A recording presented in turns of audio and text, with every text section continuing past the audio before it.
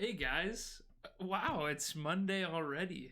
I feel like time moved incredibly fast, but also not fast enough. My name is Logan, and you are watching Lognarok, a Twitch channel where we play Dungeons and Dragons every Monday at 7 p.m. and now also every Monday and Wednesday at 7 p.m. We'll be starting a second campaign known as the Freeman's Key Pirate Chronicles, and that will be Wednesdays at 7 p.m. coming up. The music you just heard was from Culla, an artist that you can find on Spotify, on YouTube, on Culla.com, and Culla Music on social media platforms. We're going to be starting off this campaign here in just a moment. We just wanted to give a big shout out to everybody who's been keeping up for the last 8 episodes.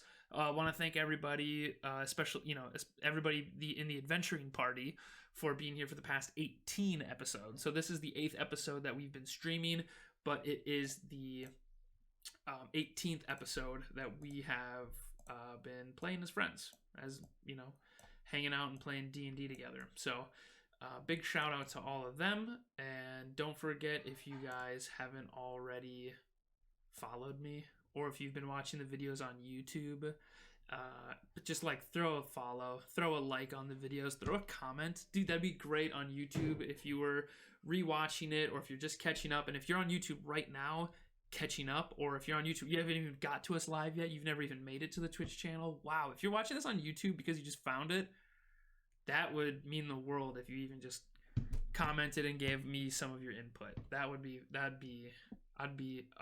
I'm already flabbergasted just thinking about it if that would ever happen. So I'm going to hop over to the adventuring party, into the adventurer's lair, and we will start doing a quick recap. So we're going to move over there. Fingers crossed I don't walk in on anything weird again, like furball penises.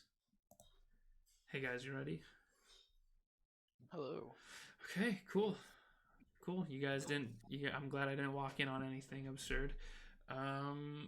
Let's go around quick before we begin and just talk who you are as a character in real life and in the game. I'm John. I too play guitar. Sometimes I play the fool. Go ahead and just say something about your character briefly, and we'll just start with Garett. Hey there. My name is Brian. I play Garett, the human Artificer, and at this point we're still trying to figure out who he is and why he's part of the group. But currently he likes to make fun little trinkets, and that's about it. We'll figure out the rest. I like it. Okay. Next person, we're gonna go to Nerva.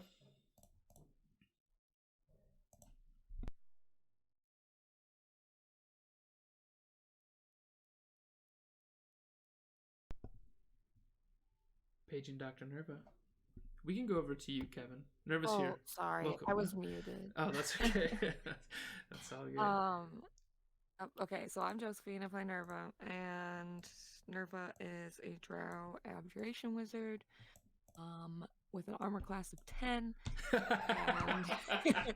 and really enjoys hanging out with a bunch of big, strong dudes. Is it a meta game if it's said before the game starts? I love it. Yeah, so Nerva's a nerd. That's about it.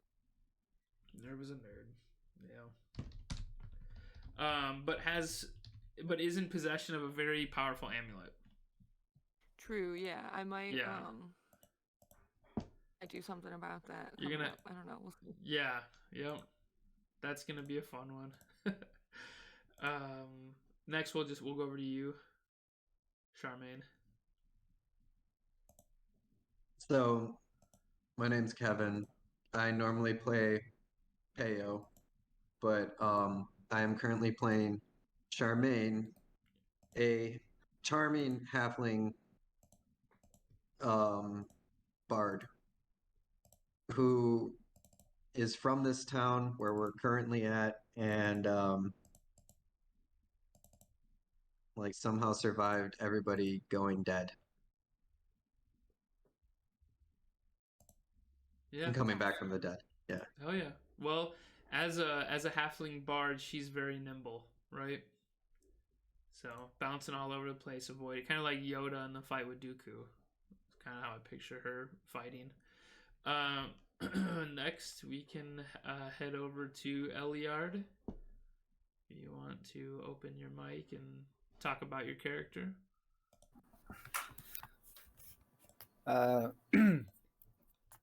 Eliard is a half human, half fire genasi, eldritch knight. Yep. Hell yeah! And just got a very well built katana.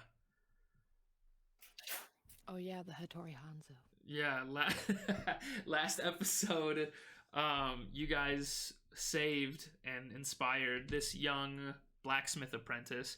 Picture the hair being a lot longer, though.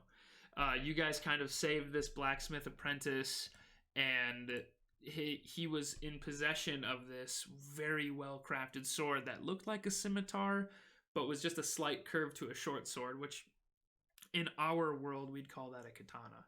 And he said that his blacksmithing master had found it, the process for making it, when he had traveled to a distant place. And it's very impressive. It's got +1. It's a +1 magic sword, or a vicious rapier, but modified as a katana. So as a magic weapon, we'll find out what more that can do. Then who's next on the chart? Let's see here. Erizo, our folk hero. Yes, sir. Local folk hero, bird person here. Checking in your local ranger, hunting, thirsting for blood, or in this case, some good undead flesh. So, we'll see what our adventure gets once I convinced our friend to join us today. Yeah, hell yeah. I mean, last episode, you guys inspired him quite a bit. But yeah, we'll get to that here. Getafix. Getafix is a Furbolg Druid.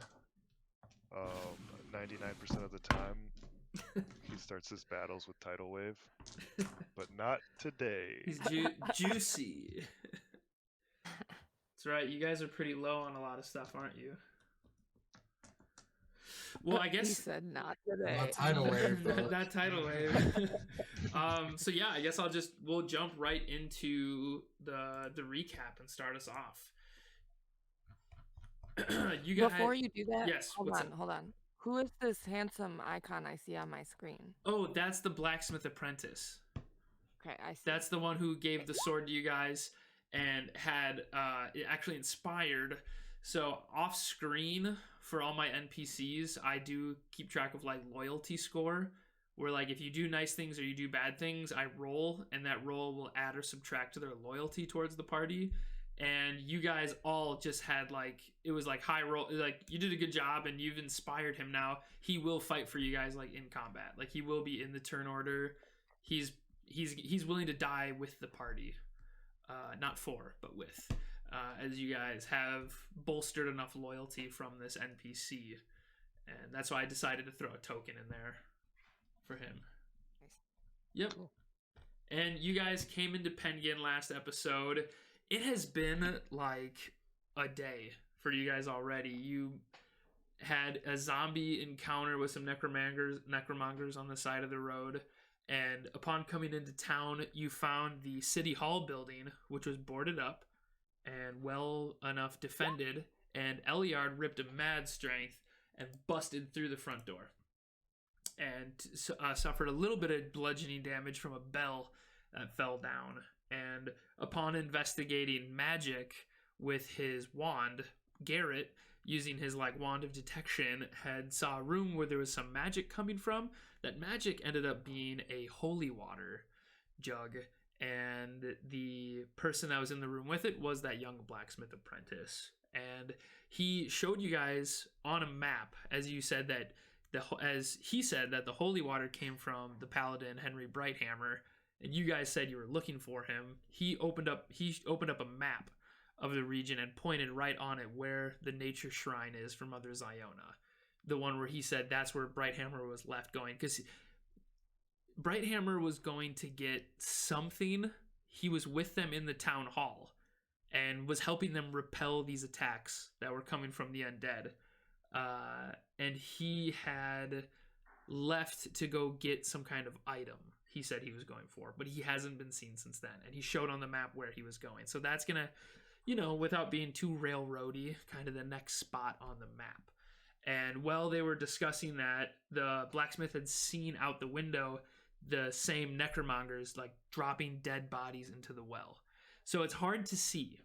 It's fuck all. I don't even know what time it is anymore. I even have lost track of time. It's somewhere in the afternoon, maybe like somewhere between like 11 a.m. or 2 p.m.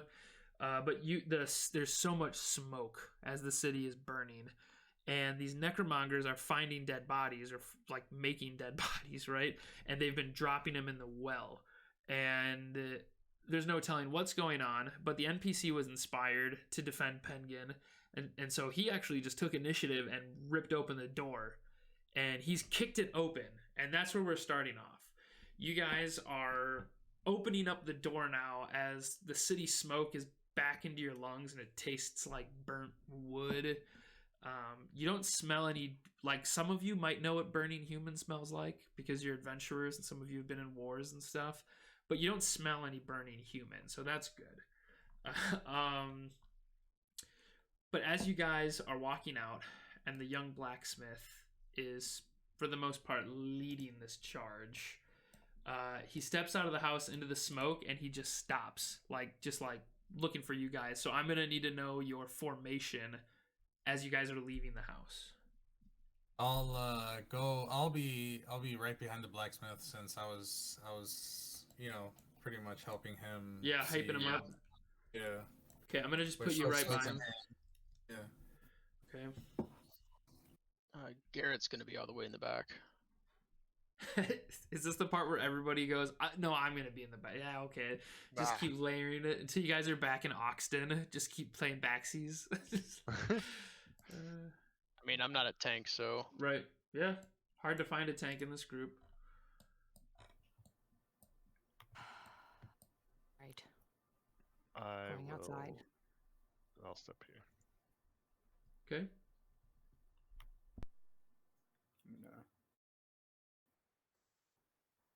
I guess take up Wait, the front. is this like? Can I like move this way?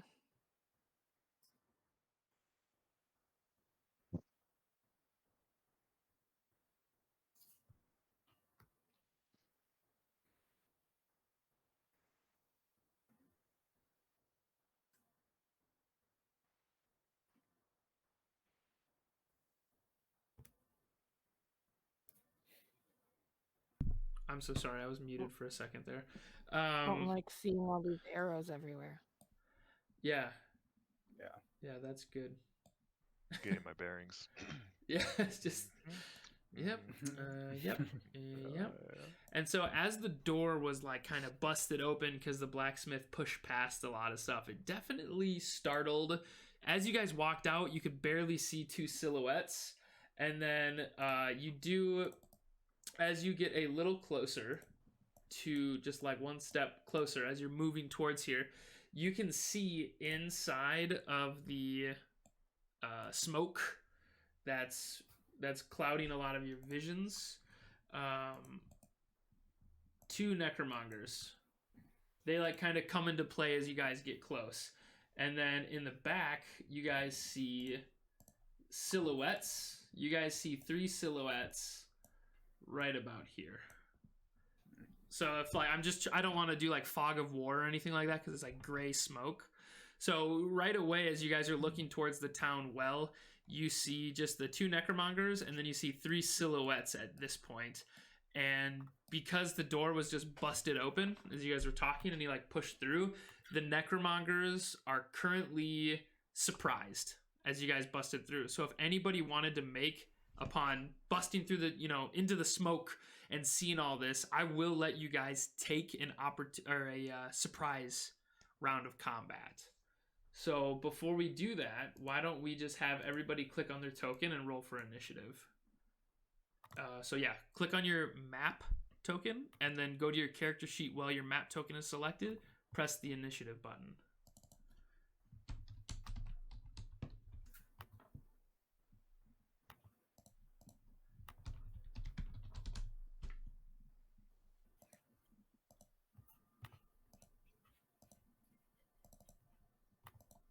Everybody, this is so crazy. Balls. I can't believe this is Balls. happening. It's always balls. It's all balls all day, balls. I'm clicked on my token, but it didn't go into the order, so I don't know what. Huh. Yeah, I don't see you on the It's order always either. worked Did before. you whisper it to the GM? No, that's right, because Garett's doesn't. That still is fine. I don't know. I Have you don't clicked know. on your cursor? Yeah, Nope. it's got like Getafix the popped up. it's got like the 3 circles, the red, green, blue. You know, by my token, like I'm clicked on it, and then Huh. Uh, And then we'll put Lulzor in the turn order as well. Oh, nat 20 to get into turn order. That's true, because he's the one that kicked. He's the one that kicked the door open too. You know. It's only fair. lol. Lulzor. Lead the way. Okay, and Getafix, I need to add you manually, right? Yeah, out of 5. Okay. Get fucks.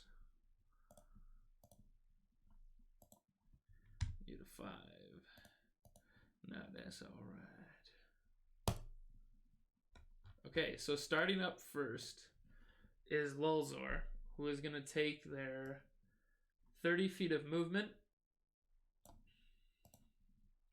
Who's just gonna like rush up here and whip hand axe at one of the necromongers. And that was a miss. And that was their turn. Charmaine, you're up.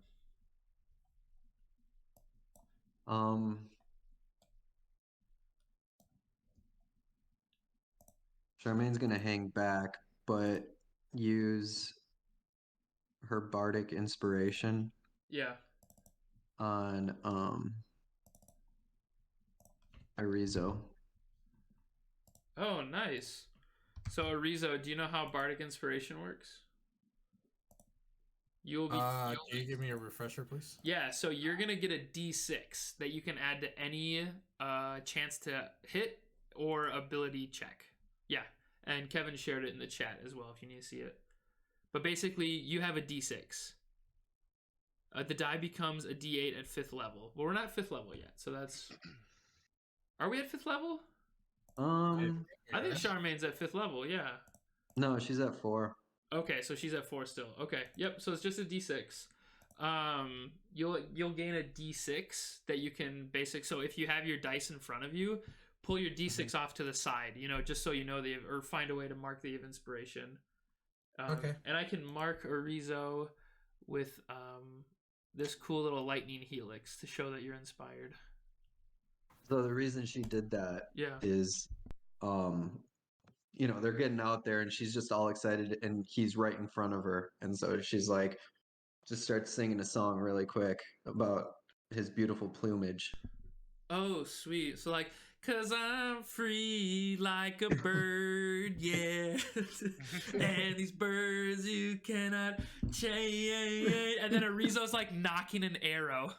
Because Erizo, you're next in turn order. So it's just like, this is so awesome when roleplay actually like fits the dice.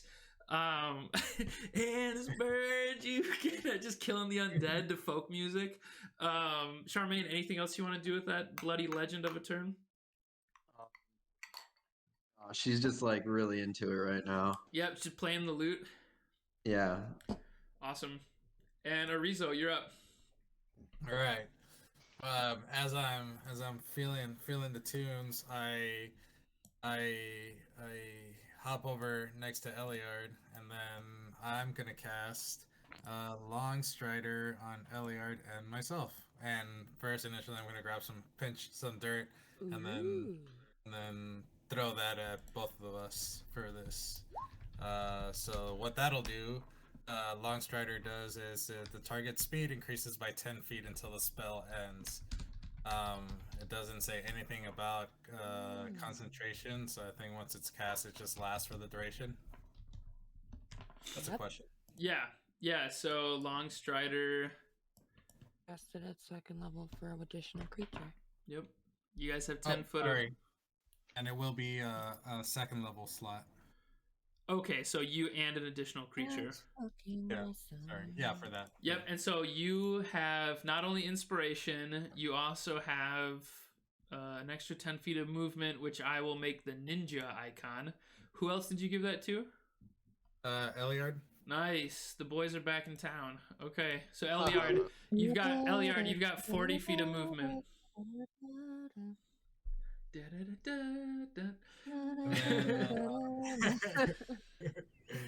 And then I'm gonna move Great behind song. next to my boy over here, and then I'm gonna ready for an attack. Okay.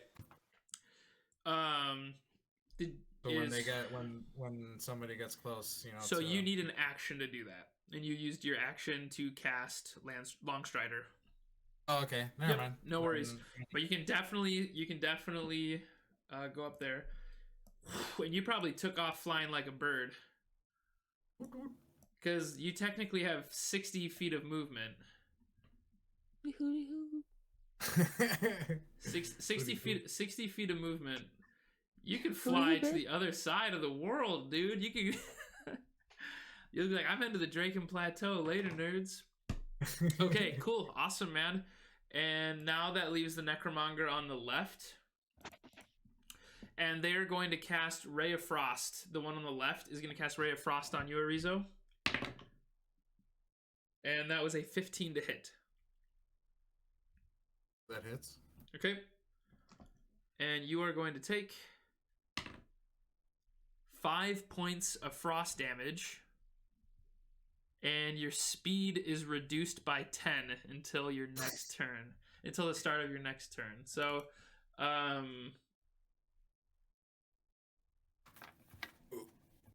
don't even know if that affects if it says the range 10 feet until the start of the Necromonger's next turn.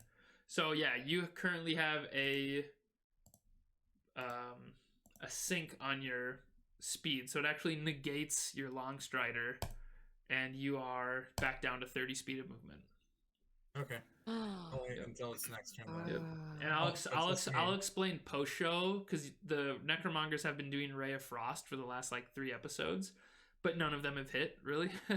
But I'll explain why they use that later. It's actually pretty creepy why they used Ray of Frost.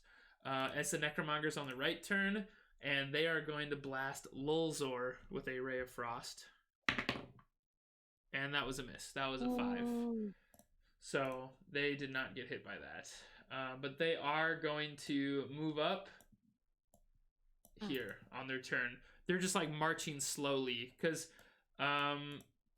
it looks more like they're not trying to get too far away from the well. They might just be trying to create a defense against it, is what you could imagine. They're not playing aggressive. They're not zombies. They're Necromongers.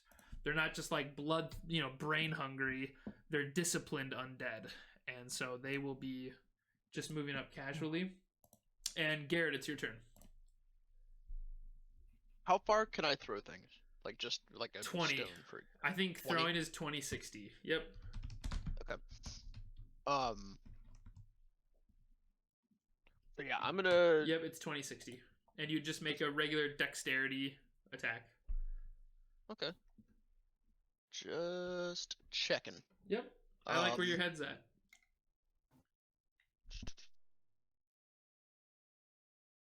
So I'm gonna go ahead and run over here, and as I'm doing it, just gonna slide and shoot a couple finger guns. Nice. Blast Pew! black purple energy at this bad boy right there. Necromonger on the left. Okay.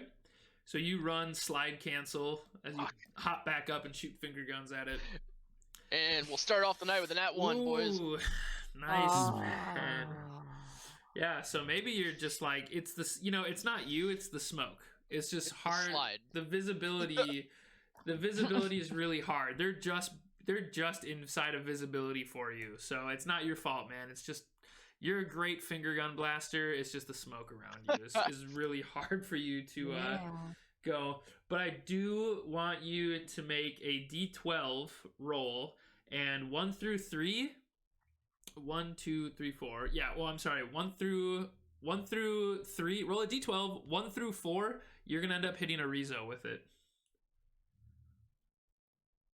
Okay, thank you're God. good. Yep, you're great.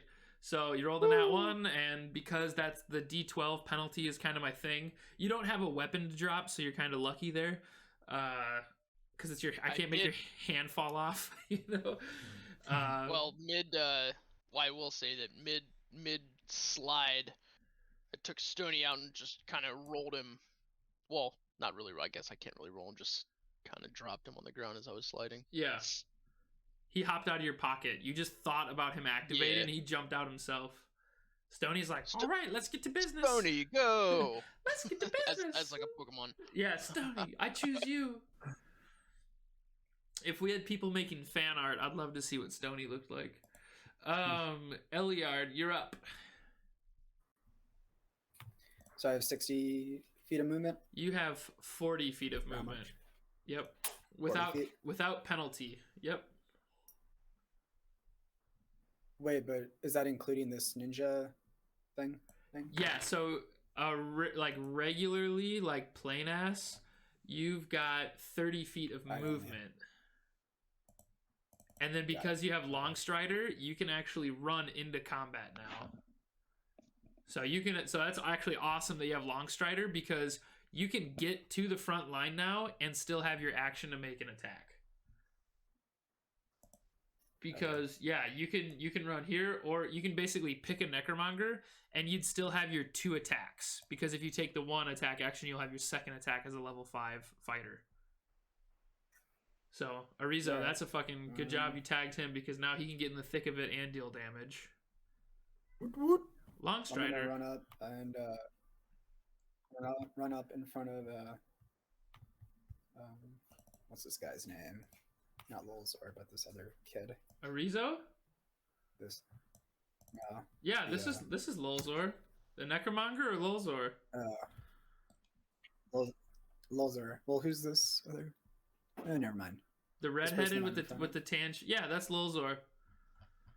He's the guy that gave you the katana. And yeah, but then there's 2 icons that I'm seeing. Must be his. Where is the second icon? The person I just went in front of. You know what, man? Yeah. Don't even worry about it. No worries. Don't even worry about it. Yeah, all good. So yeah, you're up, man. Eliard's going to try out his new blade on the Necromonger in front of him. Oh yeah, dude, let it rip. All right. Do you have the stat? Are you gonna be rolling your dice? Yeah, but Yep. my sheet isn't coming up. Is it a It's D20 plus 7. okay? Ooh wee. Yep, roll a D20 plus 7. All right. 22. Oh yeah. So this is the best part. You don't have to attune to this weapon, since it's a magical item, but it's not magical in like the arcane sense. It's magical because the blacksmith, they put a lot of time in this. You know what I mean? It took them fucking hours to make this. It took them fucking days. I was trying to sing that song that's like, cost that much? Anyways, this is a vicious katana. It's so well made. You get a modifier to your chance to hit and your damage.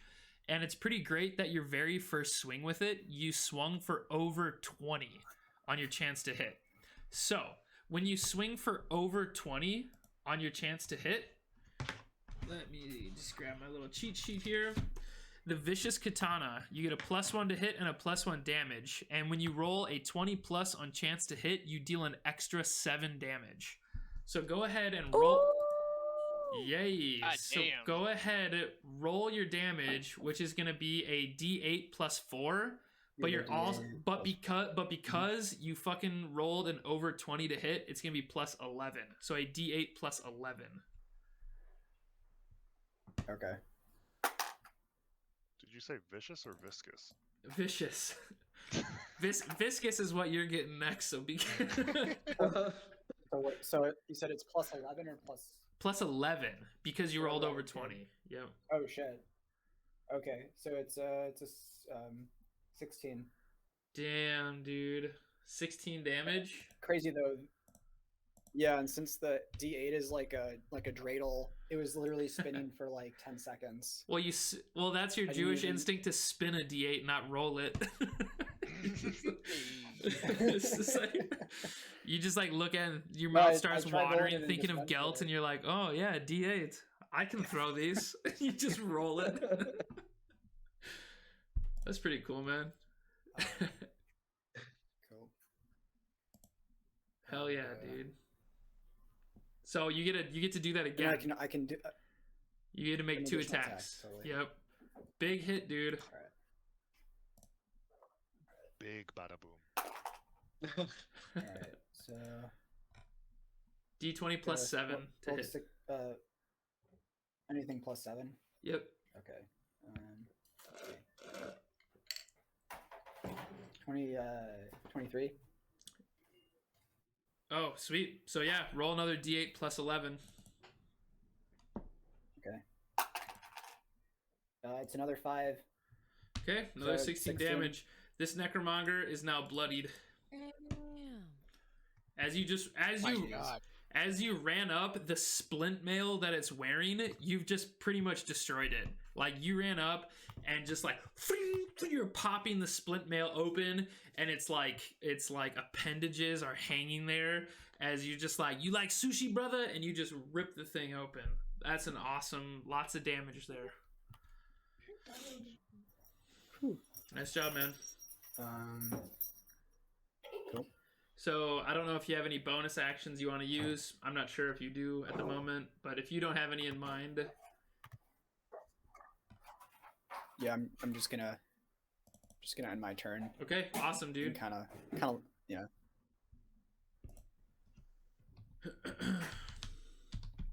Okay.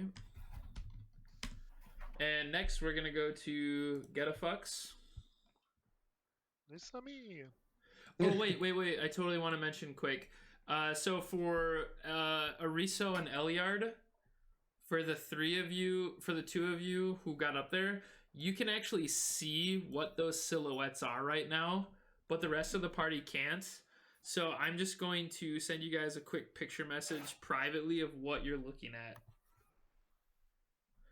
good. Yeah. So go ahead, Getafix.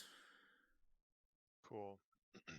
I'm going to move up about 20 feet or so to here, and a little bit off to the right. And I am going to cast Frostbite Nice. on the bloodied man. Okay. Let it rip. So you need a Constitution saving throw. Awesome. Here it comes. It's a 15. Ooh, my spell save is 14. So Okay. So, it misses, right? yep, that was a cantrip, right? Yes. Okay. So, at least you didn't waste the spell slot, but the attack does not hit. Okay. And I am going to leave it at that for now. Okay. Does it say in Frostbite that on a failed... if it's a cantrip, they probably don't take half damage? On a fail, no, it just says on a failed save, the Okay. target takes 1d6 and has disadvantage. That's... Oh, on a failed save. But on a successful save, I'm sorry, yeah, they don't take any damage. Nope. Okay. You're going to move right there. So, Getafix, you're almost close enough to kind of see those silhouettes. You're almost kind of making out what it is. It looks like there's like 2 hunched over people and then some dude holding a staff. And Nerva, it's your turn. Great. So I don't see any of that. Nope. You see the necromongers though. Hmm. Okay. If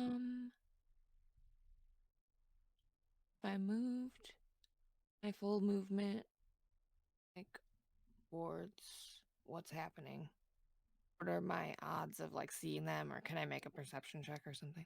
For your turn? Or are you saying if you moved up further? Yeah, like if I moved up and then was like trying to Oh see yeah, if you everything. moved up,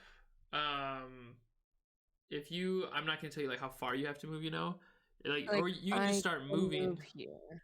Yes, you can definitely see what's there. And since the majority of you now, or at least half of you plus kind of Getafix are in there, I will reveal what is on the other side.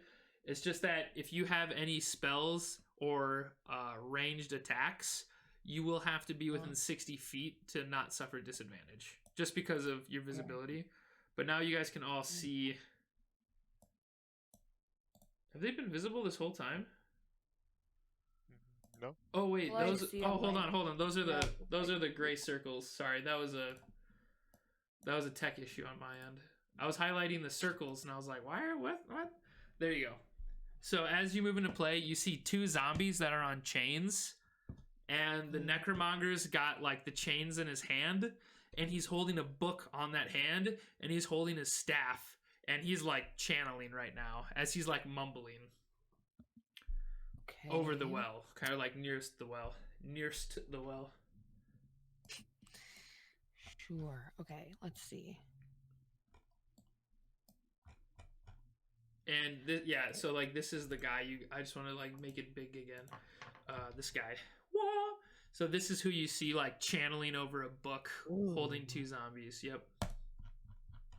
Over a book. Okay. Yep. He's like you can tell from there. Nerva's just like, I want that. Nerva and Erizo might be blowing his whistle for that book too, but we'll find out more on that later. Yeah. So Nerva, you used your movement. What else would you like to do? I would like to cast spell magic on this guy's staff.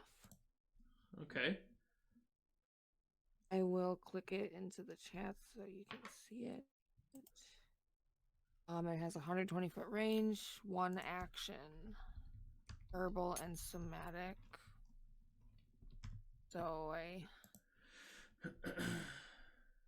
I'm just trying to figure out kind of do that like geometric shape thing that you see, the like finger tutting. Yeah, like those little glow lights people wear on their hands. Yeah, absolutely. Looks like that. And you've got just like, I'll just say for flavor, you've got little dancing lights coming off your fingertips while you're doing it.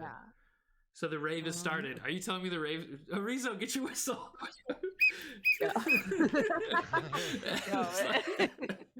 As Nerva starts, doing the finger hypnotic patterns. Choose one creature, object, or magical effect within range. Any spell of 3rd level or lower on the target ends.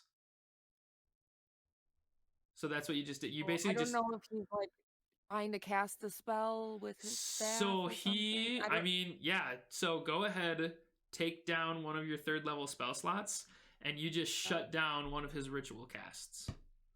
Ooh. And okay, I just want to tell you right now, Nerva, you probably just saved somebody from dying. You like literally could have just stopped a TPK even from happening. Oh my God. I'm not even gonna tell you. I'm not even gonna tell you what you just stopped even more. But like, holy fuck! Like that was.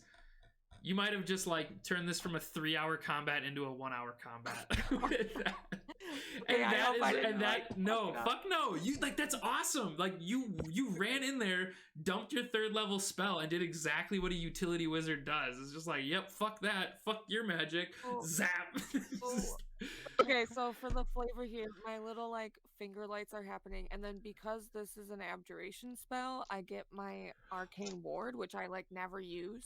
Yeah. But I get like a temporary, I believe it's 12 hit points. It's equal to your level plus some bullshit. That's so cool, dude. Josie, this is Like, the fucking. lights This is like kind of, like, episode go around 18, you. and you just like are like, this is why the wizards are here. This is so cool. So 20 your wizard level plus your intelligence modifier, and I'm level. Are we saying 4 or 5? You're 5th level. Yep, you are 5th level. The bard is 4th level because they're a Okay. new character. Yep. Then right. Okay, so then I think it's 10 plus intel mod. 10 plus 4, so 14. Nice. So you take a 14 HP, or you have an arcane ward. You to just continue the flavor as you're doing these finger tuts, the wizard's staff, almost like a broken like spark, like it was like bzz, bzz, bzz, bzz, just like short circuits. And he's like looking at his spell book now, like flabbergasted. And he looks up at you, and you've got that smirk as you're like finger tutting, and the little dancing lights that are on your fingertips, they just like grow, and they just absorb the space around you. And you've now got this arcane ward of there's 14 of these purple lights that are just like hovering around, like disco balls. You know how disco balls have that? Yeah. You've got like 14 disco like lights just like dancing around you now. Amazing. Yeah, like Fucking yeah, I bet. just imagine that I'm like that, like as the light is like underneath me, you know, like when you hold a flashlight when you're telling ghost stories. Yeah, and you're That, like, I smiling look at like him, fucking crazy and he person. sees you. Yeah, and so like as you're doing that, you're like Amoshima Shindaru, and it's like and like above the necromonger's head is like an exclamation point. He looks up, and his eyes just burn red with hate. He's like, "Nani?" It's like, He looks at me, and I look at him. and right as his spell ends, Nani? that's so. Oh my god! Yeah, like anime style. Yeah, and my cheeks absolutely. are like blushing. Yeah, and you've got the light below you, so your face is like super distorted from like the light shining below your chin. Yeah. Oh my god! So cool. Okay, well I'm just over here in the corner, just fucking vibing. I guess. By a burning tree. Like, just, Damn. dude, that's It's awesome. like smoky. I'm like coughing Yeah. and shit. Yeah. No, you've got one of Juan Jane's cigs in your mouth. While you're doing Oh, true. I have 6 of Juan Jane's personal hand-rolled 6 of them. 3. Awesome. Next, are you done? Yeah. Okay. No bonus action. No for bonus me action, right you now. know? Okay. I'm just vibing. You nailed it. You did a lot of work there. Lolzor's A up. little bit scared, but I'm feeling good. Yeah.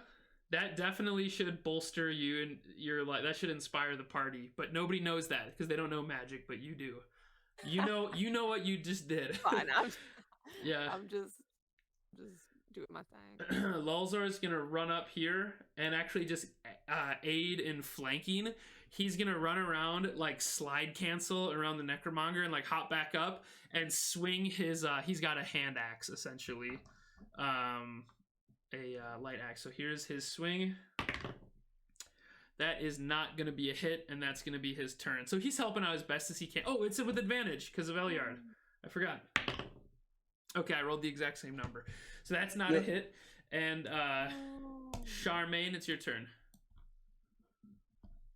So Charmaine. Okay. Charmaine moves over here. From over here, can she see the Yes. So the right, bad guy? the line between Getafix and you, I have it drawn on my screen. We're like, you have to cross that line. So you've crossed it. Okay. You can see the whole battlefield now. Okay. So she decides to do, she's running up over there to get a better view of what's going on near the center, and as she does, she glimpses this dude and Okay. does vicious mockery on him. Okay, yeah, what does she say? I'll make the wisdom save now. She says that you know. Oh wait, hold on. Before you say what you're thinking, I rolled a 17 wisdom save. Oh yeah. Oh yeah, it was actually bigger than that because he's proficient in wisdom saves. So yeah, it was pretty big. So instead, what were you trying to say and failed to say? I was failing to say that he reeked of little dick energy. And as you were saying it, you noticed a massive bulge under his robe. It's like, just, yeah. And he didn't even need the wisdom save. He's like, yeah, you're just saying that to piss me off. Let me see. I believe you still have 3 more inspiration dice as well. I do, yes. I'm just checking out the distance. So, you know,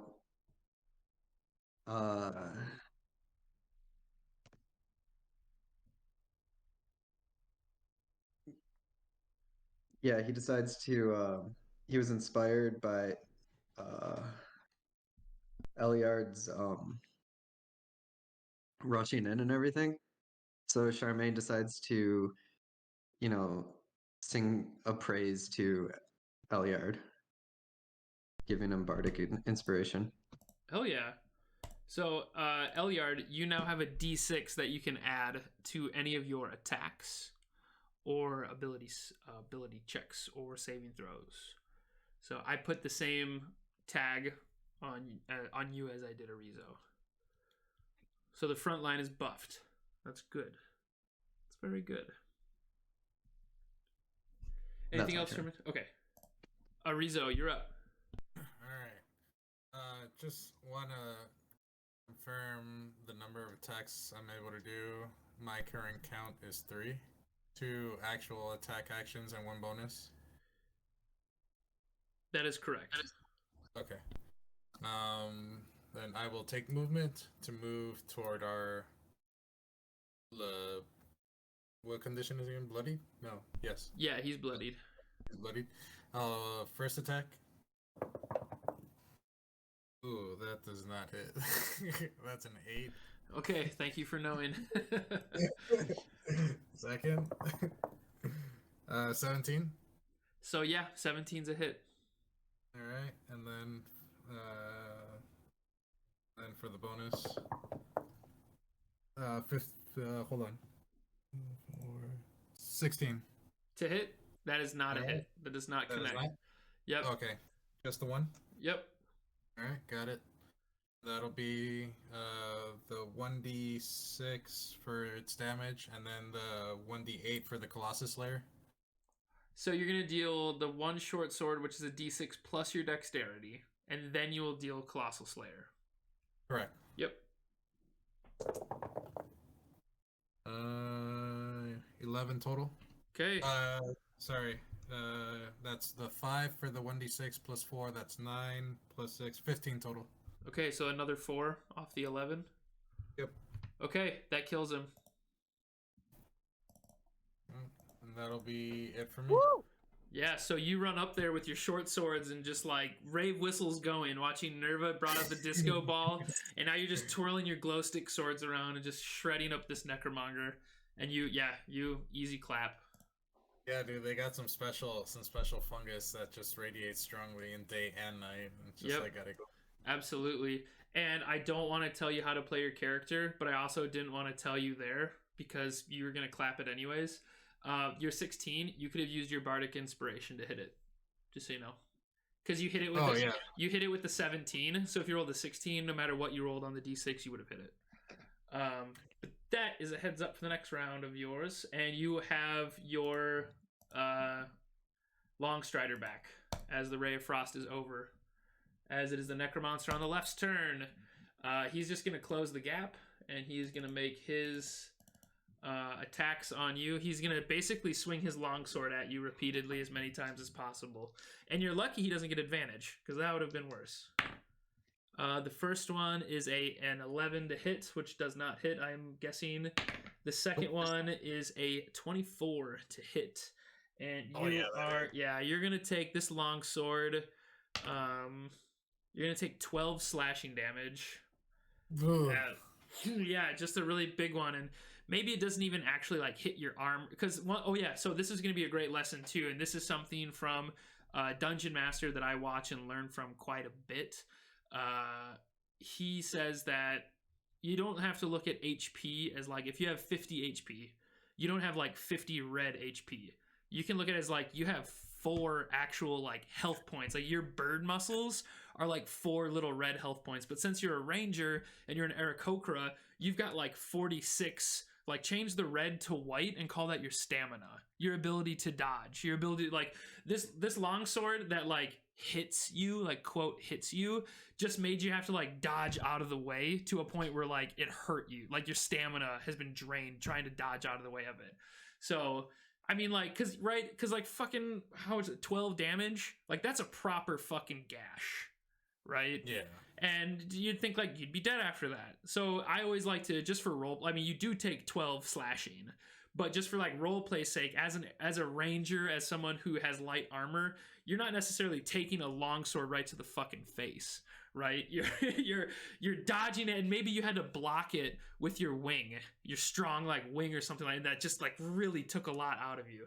So yeah, take 12 slashing damage. That's gonna be that Necromonger's turn.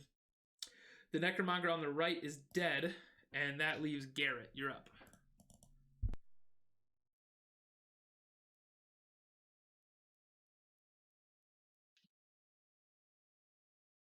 Sorry, muted. Can I see anything that was happening beyond the well? If you move forward, so you're still a little further away.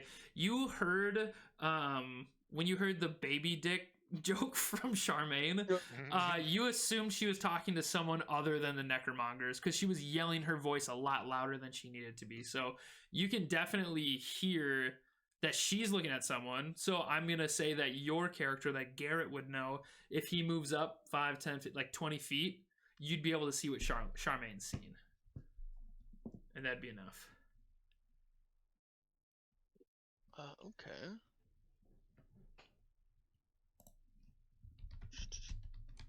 So I'm actually going to move up over here.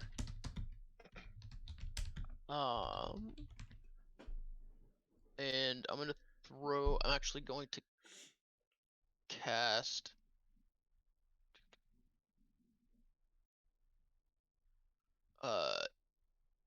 Insinuation on the dude that I see holding the chained zombies. Insinuation? What is that? So that says I unleash a torrent of conflicting desires in the mind of one creature you can see within range, 60 feet, impairing its ability to make decisions. The target must succeed a wisdom saving throw or be incapacitated. Oh, At the end of each turn, it's 1d12 psychic damage. It can roll each of its turns. Okay, so you need a wisdom saving throw? Yes. Alrighty. Mind you, he made one of these earlier, and he's good at them. Ooh, it was an 11. And 14 is the DC, so... Okay, so he's incapacitated. And takes incapacitated and takes 1d12, so I'll just go ahead and roll that. I don't know if I set that up. I did, actually. So that's 11 psychic damage. Okay. So yeah, he takes 11 psychic damage, and he just like... I'm gonna just say, like, if you incapacitate him, he goes prone, right? Yeah, he's like incapacitated, cannot move on the ground. Incapacitated creatures cannot take actions or reactions. So it's basically he's just stunned, standing there, curious, like doesn't like drool coming out the corner of his mouth. Right. Well, yeah. Mouth agape. Wow. Oh, this is from Unearthed Arcana, the Insinuation. Yeah. Nice, man. Yeah. Fun stuff. Yeah, so you just use some of your own sick magic and like sending a torrent of like conflicting desires into his mind, and you're like impairing his ability to make decisions. So he's incapacitated because he's just looking at his book and he's looking at the zombies he's holding, and I'm just gonna say he lets go of the zombie chain. along with his book and his staff. He just kind of like drops his shit and he's like standing there like, what am I doing with my life? Yep. Okay, and I'm gonna put these zombies in the turn order quick.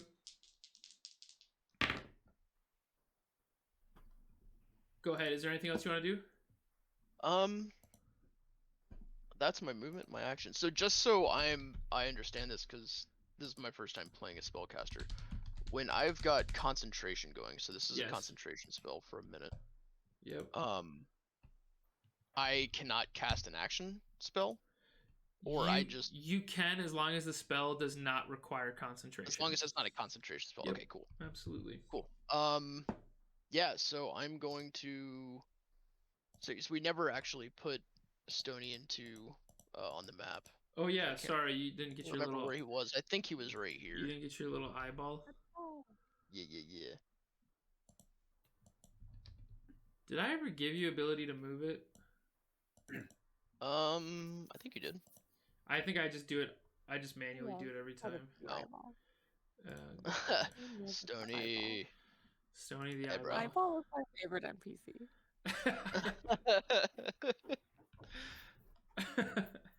It's literally my eye. I drew it. I drew my eye. Yeah. Threw my eyeball. We didn't have a token, so I just threw my eyeball on the board. Yeah.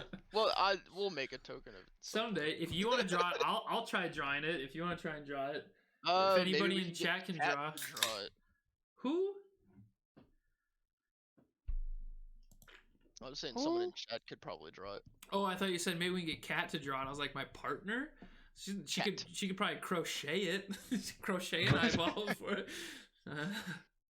I'm the drawer in our family. Yeah, so I looked up the channel magic stuff, and basically that would be my action through him, if that makes sense. So well, actually, it's a bonus action that I would use through him if he were there. What is the bonus action you would use? So my bonus action would be to cast a touch range spell through my homunculus if he is touch range, so 5 feet. And so that would be though, but he's not in touch range right now, so it's not right. And my turn is now over, so okay. I was gonna say his insinuation is 60 feet, so you would have seen him. Right, but if I wanted to cast my chill touch, which is what I've been doing, right? I can't do that now because he's not touch range, and it's also my turn is over. Check out. So in this case, I'm still a little confused by how that works because that just gives you let's talk. Yeah, let's talk after we finish tonight. I can explain it to you in more details where we come to an understanding. Okay. In this case, though, I am gonna have Stony come, basically just running in full force, little 2-foot tall stone man, gonna come right up here and going to basically jump into the back of the knees of this necromonger, doing a force strike. Oh, you're just using your bonus action to propel him into the necromonger? No, he has his own action. Oh, yeah. You have to use your bonus action to command him. Yes, that is right. So that is what I'm going to do. Okay, cool. So it's a 1d4 plus 2 force plus 4 to hit. I think I have that built in already. I do not. So I'll just do a 1d4 plus 2.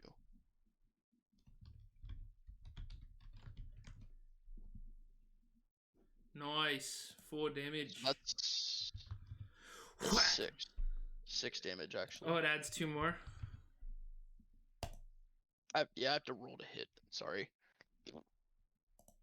Okay.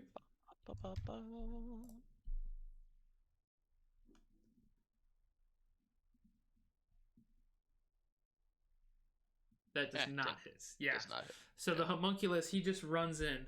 Stony, he's like, "Hey, you piece of shit!" There's a lot of smoke, and it's like getting in his like little gears and all that, and he just like chugs up and stops by the necromonger. Yeah, move him north 1 block, please. Oh, I can move him now. Yep, cool. You got him too. Yep. Alrighty, Eliard, you're up.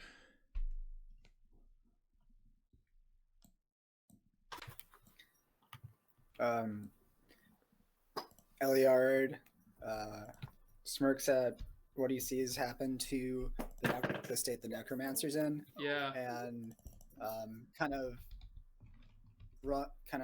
leaps over the dead necromonger and pushes his way through the crowd of soldiers and moves right in to where the necromancer is. Just stands right in the middle. Okay. Yeah, stands right in the middle, and activates green flame blade on his katana. Nice, dude. This is it. He's been waiting for this opportunity for a while. This is the montage coming to fruition. Yeah, and so, do I need to do this in Discord or in Roll20, or can I just do this just roll it? Yeah. Well, first off, okay. As you are pulling, so you're using an action to do your first swing here. Yeah. So make your. Who are you hitting? Okay. The necromonger or one of the zombies? With green flame blade activated. Who are you aiming with your katana? You have to hit. You have to pick someone to hit with a katana first. Who are you choosing to who are you swinging your katana at? The necromonger or one of the zombies? Let's see.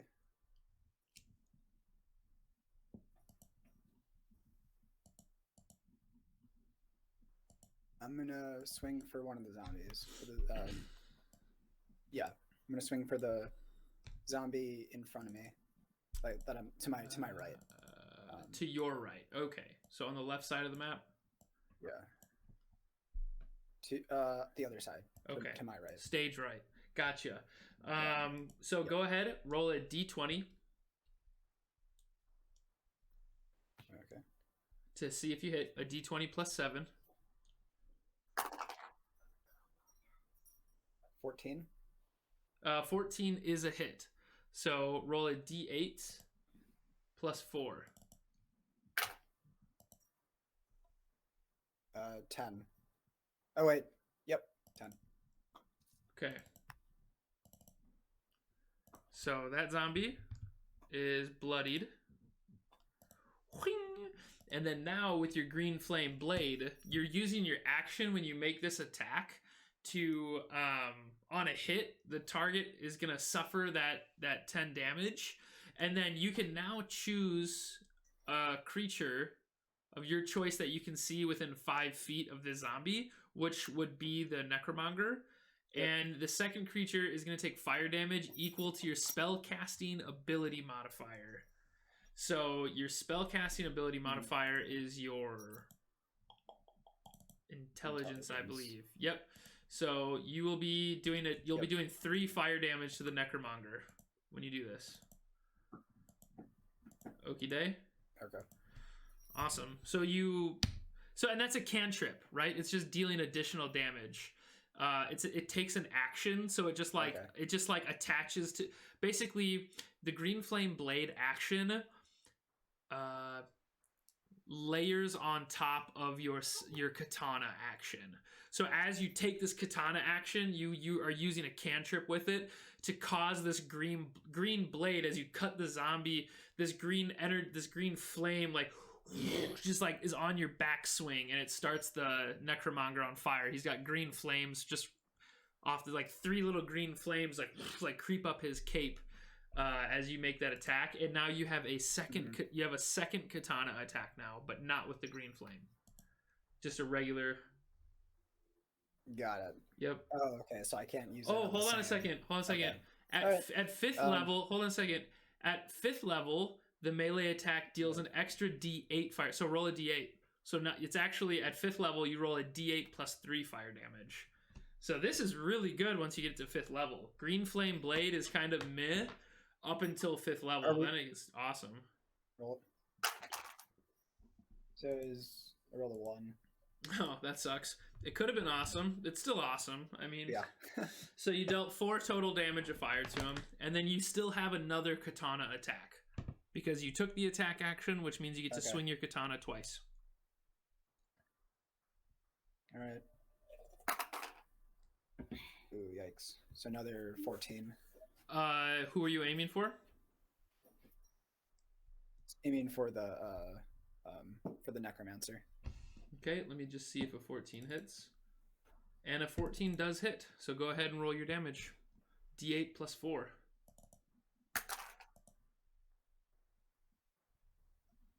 Uh, 7. Okay, you deal an additional 7 damage to the bad boy. Alrighty, dude. Anything else? All right.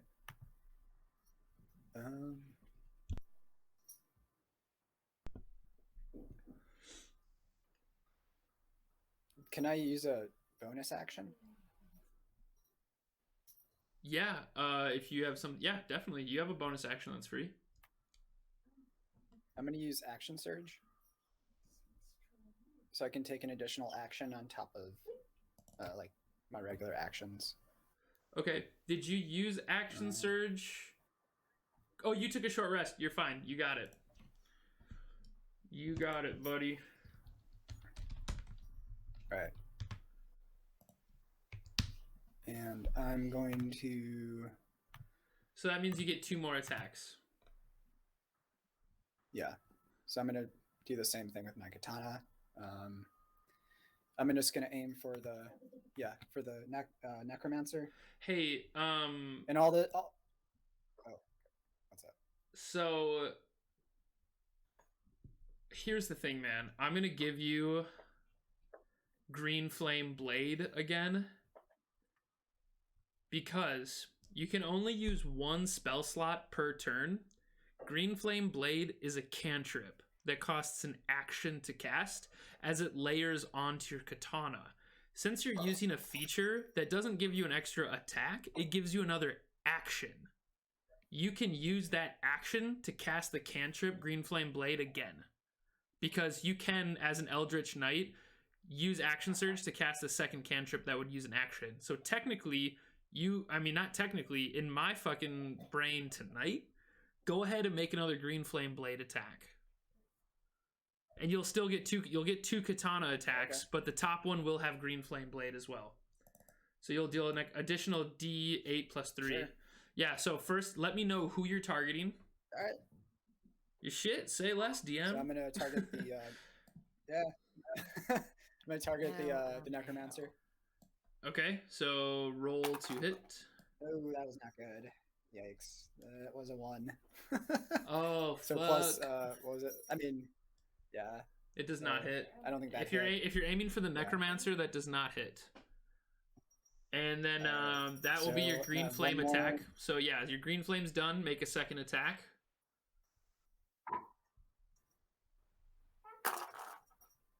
Woo, low rolls. Plus 7, right? Yeah. 11. Did you roll 1d20? Yeah. 11 hits a zombie. That's good. Yeah. So roll a Okay. d8 plus 4. 7.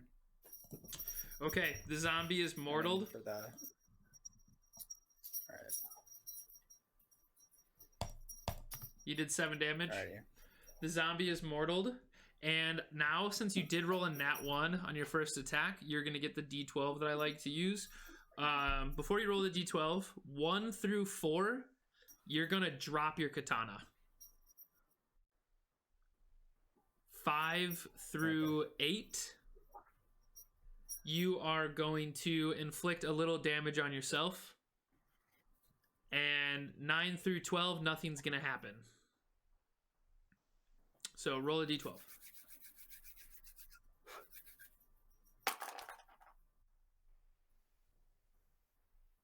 Rolled a...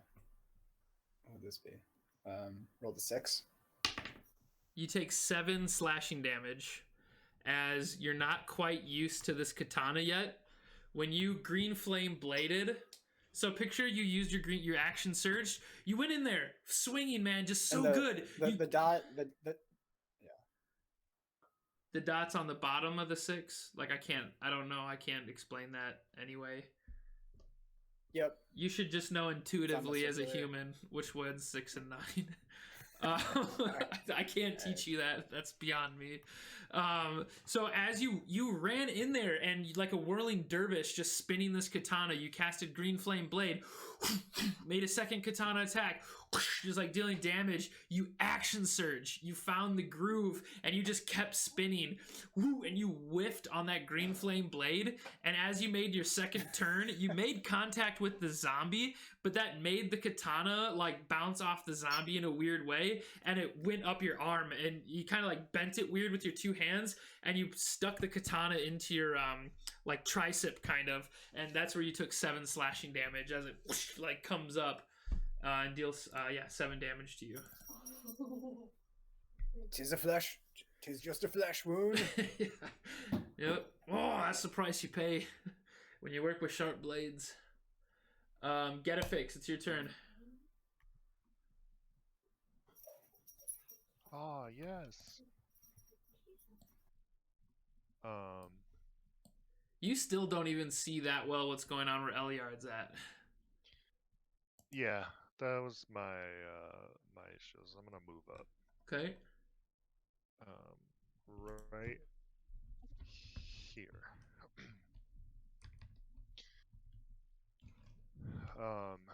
This necromonger's still alive and kicking, right? Yeah, but he's incapacitated. That's right.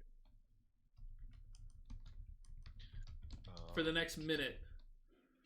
Got it. Yep. But you don't know I'm gonna- a minute exactly because that's metagaming. Right.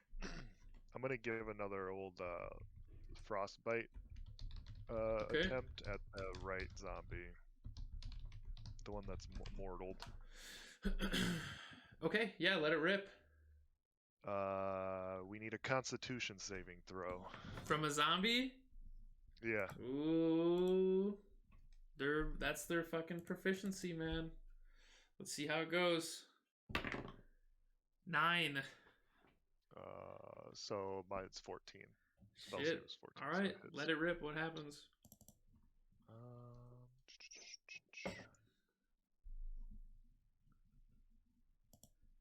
What? Roll it, you dingus. What? It says cast at what level? If it's a cantrip, what do I put in there? 0? Shit, man, I can't call it. What do you have to roll? Yeah, I'll just roll. Okay. /R. Lilzor, what the hell, man? 4 treats for the cat? I just noticed that. We'll take a break here in a second. I'll give Murdoch That's a all the treats. 3. He takes 3 damage. Yep, and if he's still alive, he has disadvantage on the next. It says weapon attack. I don't know if he has that. He doesn't have any weapons right now. Right. He dropped everything, but if he comes out of from capacitation, he could draw a dagger and stab Eliard with disadvantage. Right?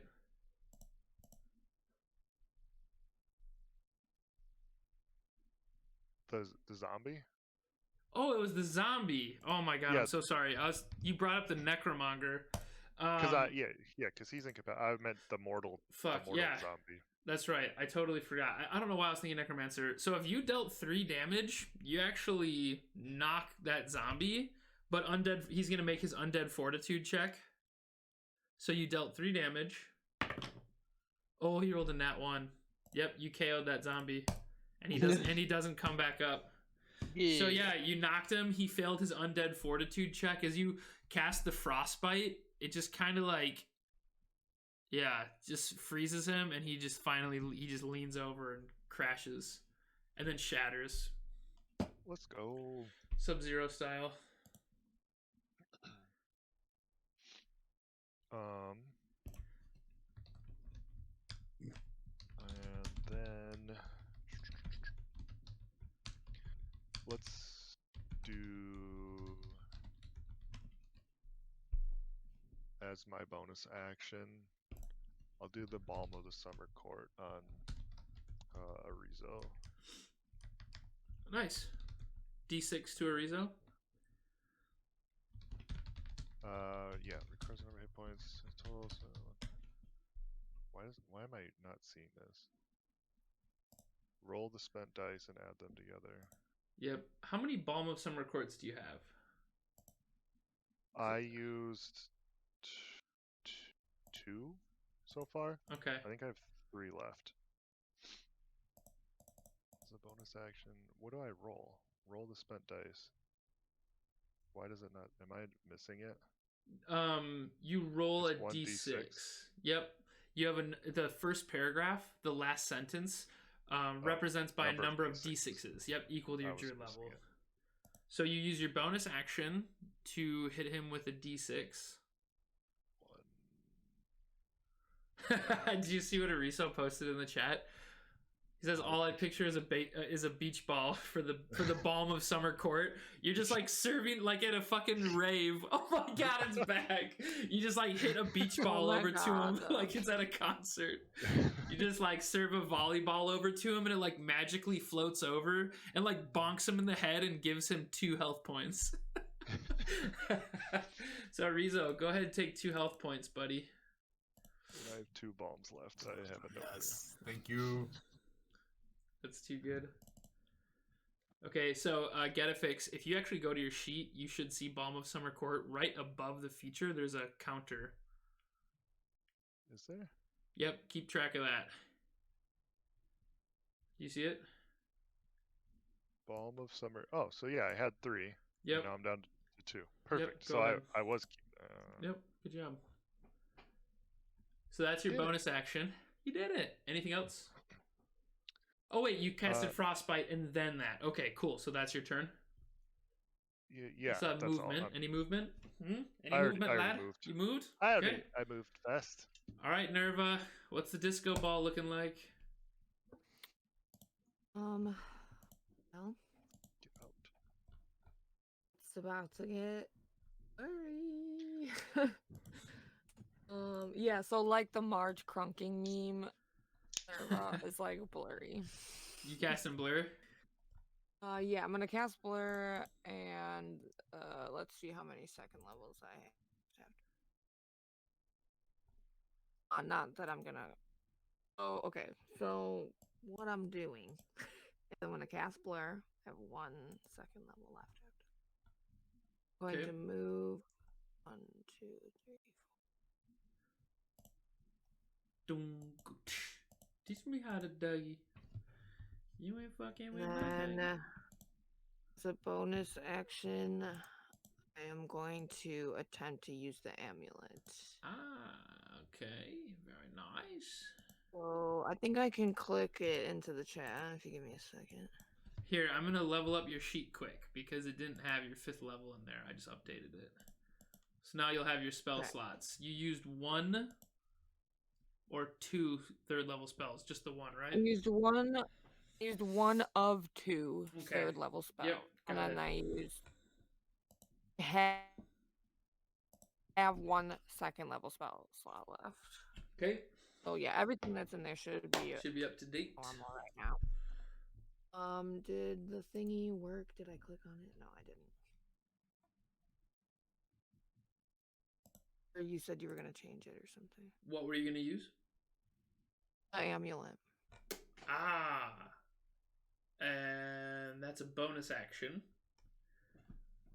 Let's see here. I believe I put it in your character sheet. There it is. I don't know why the gear is open. I was gonna click it into the Keep chat. gears. So, you have Force Push as a bonus action.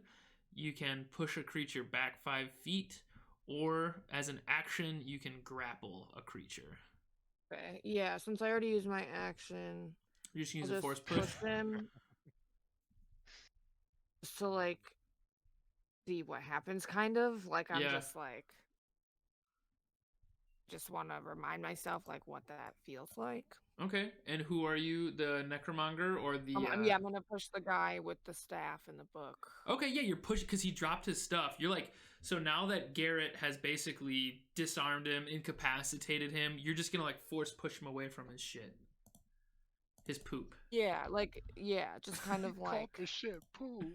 almost like I don't know, like almost like a bully would like Yeah, kind of just like like in a jab into your chest or like Dab. push into your face. yeah.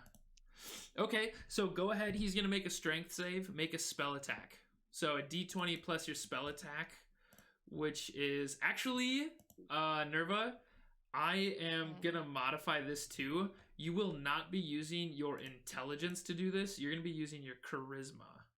So you're gonna use your proficiency plus your charisma modifier because this is a warlock thing. But it's a feature. It's not part of you yet. There's other disadvantages that might cause you to become scarier than you might 20 think. plus 4 altogether. Yes. Yep. Just roll that. And the Necromonger is gonna make his. The Necrolord. Is incapacitated. But I'm looking up the condition incapacitated. It just says that they can't take actions or reactions. It says nothing about disadvantages on saves. So I'm just gonna make a regular strength save. An 18. And I rolled a 10, so he flies back 5 feet. Poomp. Yep. Just like I've got the like lights around me or whatever, kind of like a cape or something. Right. Like lights. When you like hold up, you like draw the amulet out of your neck. Yeah. And you just like hold it up, and then just let it rip. Or you've already got it out. It's shining with you. It's just like sitting on your chest, just like glowing, and you channel into it. And yeah, like if this were like a cinematic scene, I feel like would have seen the amulet during my hands like lighting up initially. Oh sure, and it's like your hands are glowing purple with these lights, but then the amulet's glowing black. It's a glowing black light. Right, it's like black, but there's like a shine to it. Yeah, it's weird. It's hard to explain. You'd have to be there. You just gotta be. Yeah. Awesome. Anything else for you, Nerva?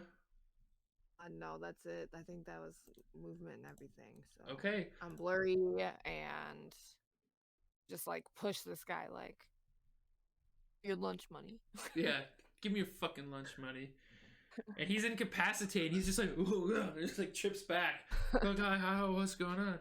I'm incapacitated. In true bully fashion. Whoa, what? Yeah, true bully fashion, of course. Like, pick him up.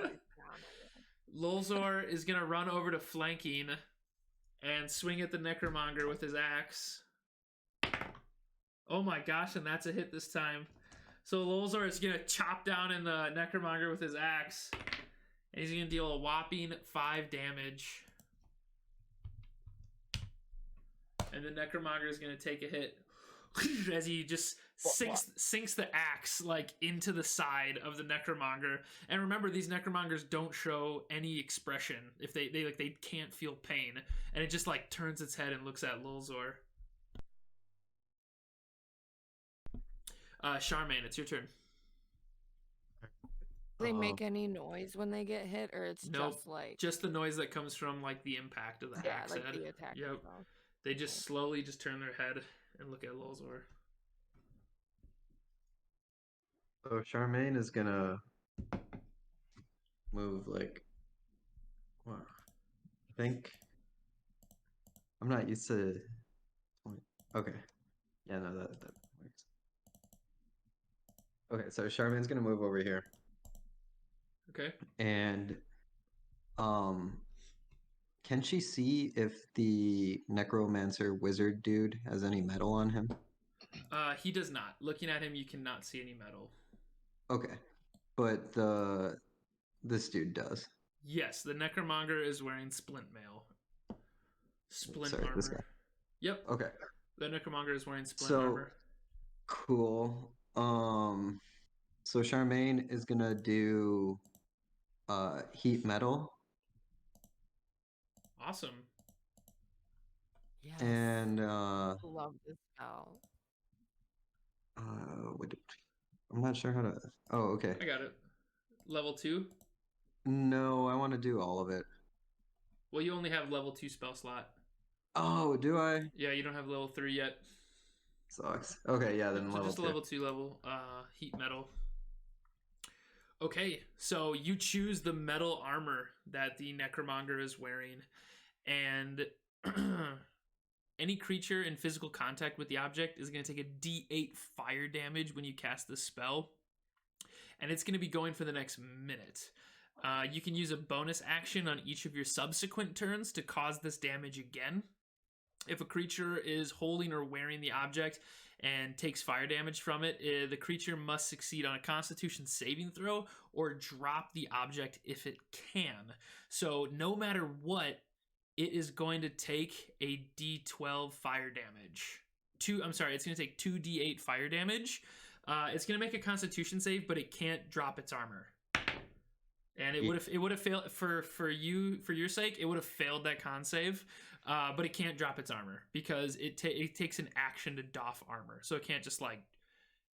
It also doesn't feel pain, so it's just going to keep wearing this. So on your bonus actions moving forward, you can continue to roast him. Did you roll the d12? Yeah, it looks like you did a 5 and a 7. So it's going to take 12 damage. And I am going to put a fire moniker. That looks kind of molten. Looks kind of like a plasma ball. But it's going to take that to show that it's actually... I got a good idea. I can tint it red. There we go. So now it's like armor is glowing red. Its armor is just like... And again, it can't feel pain. So as it's taking this damage... It's just still looking at Lulzor as its armor heats up. As its armor just starts glowing red and burning its body, it doesn't even react to it, but it does take that 12 fire damage. So, could I do my first bonus one right now? No, so that's going to be on your subsequent turns. Okay. Yep. Okay, well then, on that, then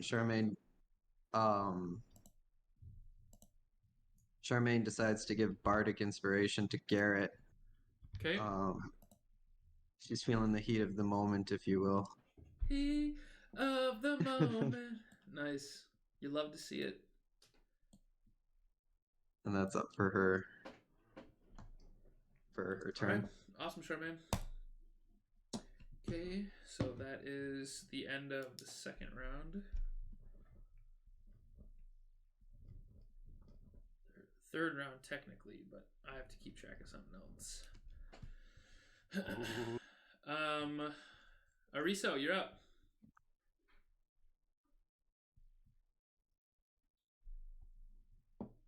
No, that's actually not. All right, I'm gonna go for attacks on Mr.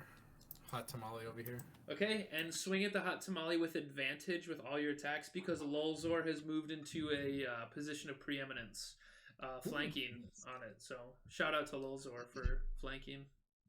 All right, first attack. You're my boy, Lulzor. Oh yeah, that's a 25. Oh yeah, that's a hit. Yeah. I'm just gonna roll for all the attacks and then do damage after. Okay, all 3 attacks. Yeah. Well, yeah. If you want to use your bonus action. Yeah, correct. Second attack, that'll be 17.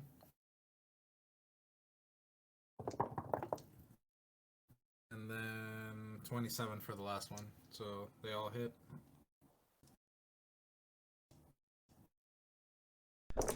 Okay, yeah, roll all your d8s and then also add your d6 for Colossal Slayer.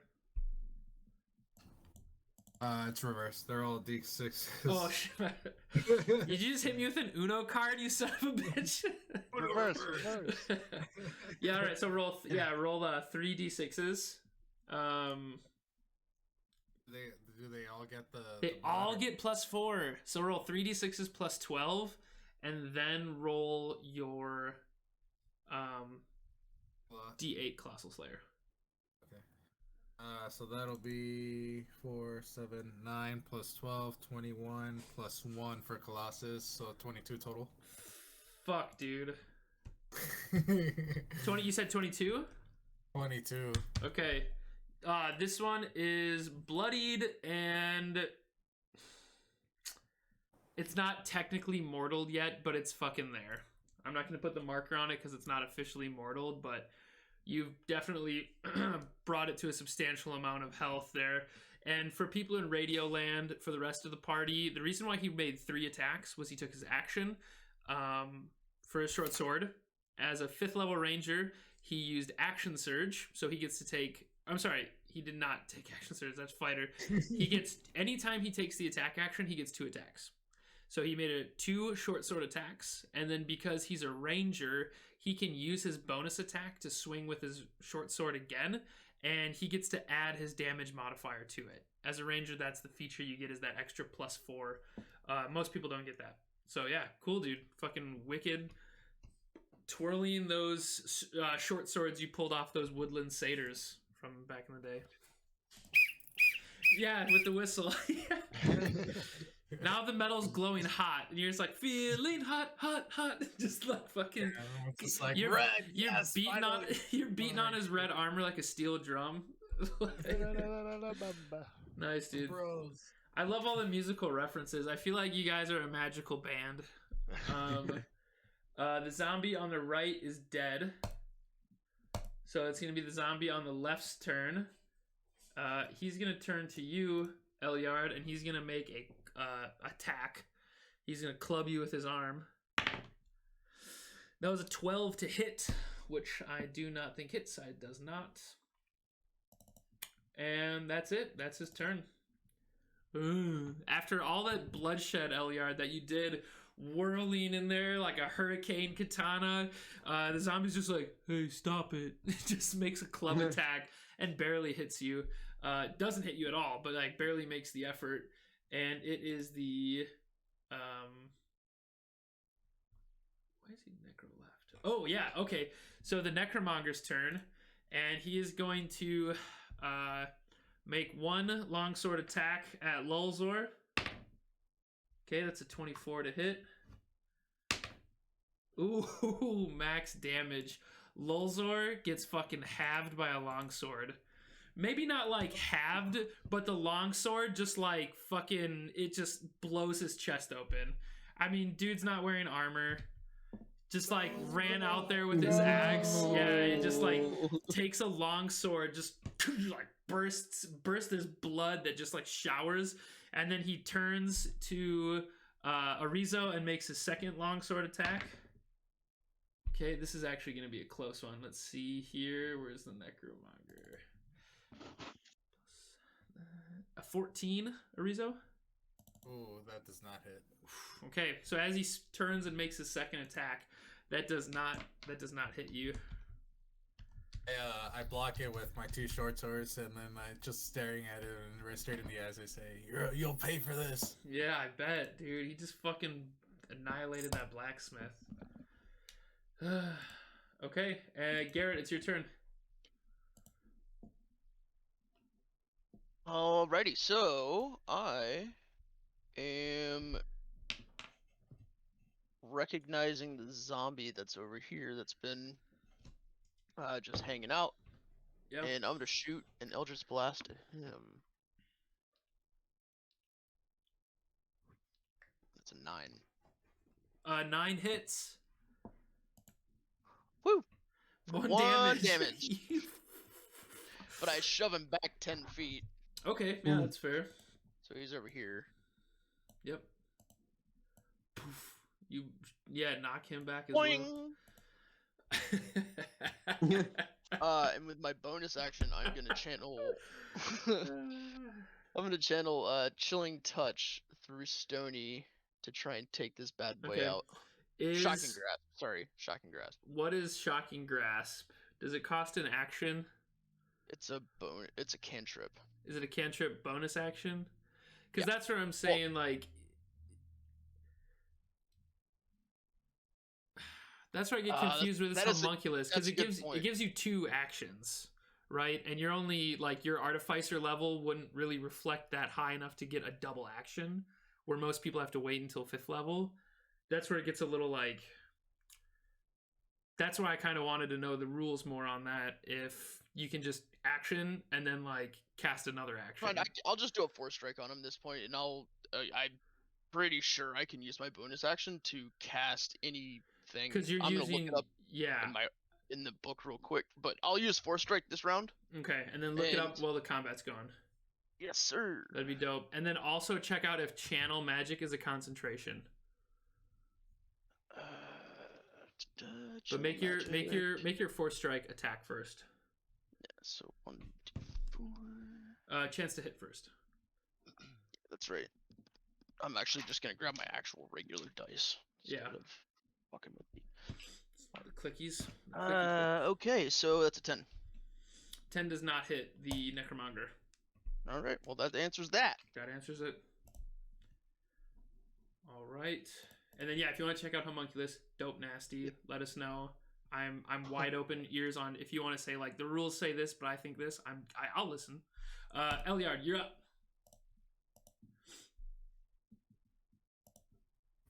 Yo ho. All right. Kenemans. Thanks, dude. I appreciate that. Eliard. You didn't have to, but you did, and it makes me happy. Eliard heard Lulzer go down, and R.I.P. he's very enraged by this. Yeah. The guy who just gave him his Katana. Yeah, Yeah, his vicious fuck. katana is now dead. So he charges over to the necromancer. Okay. And yeah, he's gonna swing with his katana. Just gonna let it rip. All of his might. Yeah. Pushed let with it- all let his it rip, might. says. He pushed with all his love. He busted open the Necrolord with a vicious ass tip. That was from the Violent Right. Femmes Hollow Ground. So it's is it +7? It's Right. gonna be a +7, yeah. Okay, so I got a 12. That is not a hit. All right. All right. I'm gonna roll one more time. Jeez. 13. 13 is a hit. So your second attack lands. Nice. Yep. So he kind of dodges the other one as he's like kind of as he's sort of just like still kind of out of it. The Yeah. second one nicks him and. Oop. All right. And what's the modifier? +4. D8 +4. +4.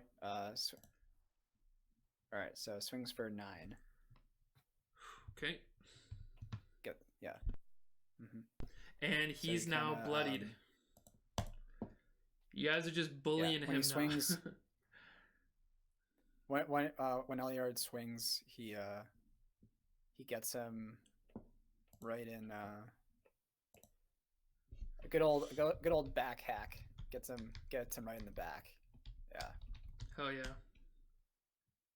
dude's kind of moving around. He's holding his robes and sort of he's- wiggling around. he's still just like incapacitated, man. You guys are just like pummeling him. Are you doing a wisdom saving throw after each one? Is that what it is? After each round, it's a wisdom saving throw, and if it fails, he takes 1d12 psychic. Okay. Sorry, I should have reminded you. But we Okay. can do it. Yep, Whatever. I had no idea. I tried looking at this. I've never seen that spell before, so I was like, oh, he's incapacitated. It's at the end of each of his turns. Correct. Okay.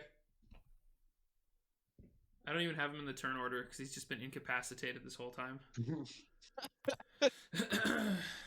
He's useless. Let's see here. If he's proficient in wisdom saves,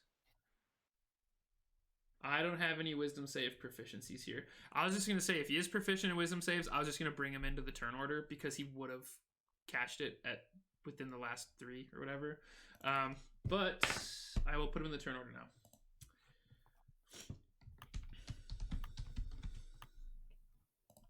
And Eliard, anything else, buddy?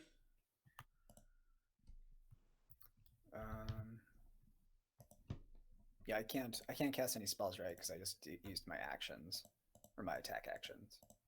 If you have a spell that costs a bonus action, you could. But, I mean, let's not worry too much about that because I'm not sure that you do. You have a feature that's a bonus action called Second Wind that you haven't used. Oh, so I can use. Oh, okay. So I didn't know So I can use Yep. a bonus action each turn. Got it. You have a All bonus right. action every Uh, turn. Okay.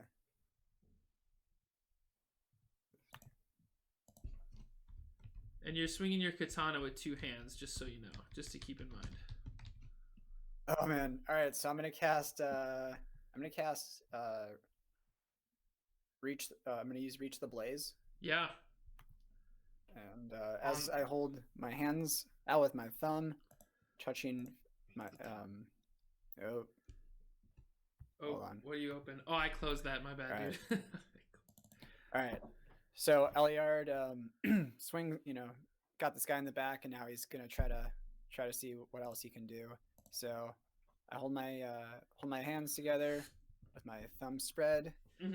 and a thin sheet of flame shoots forth from my outstretched fingertips. Each creature in a 15-foot cone must make a dexterity saving throw. A creature takes 3d6 fire damage on a failed save. What Or kind of half as saving? much damage What kind on of a a saving throw? Dexterity Dick saving throw. A dick save. He rolled a 15. Alright.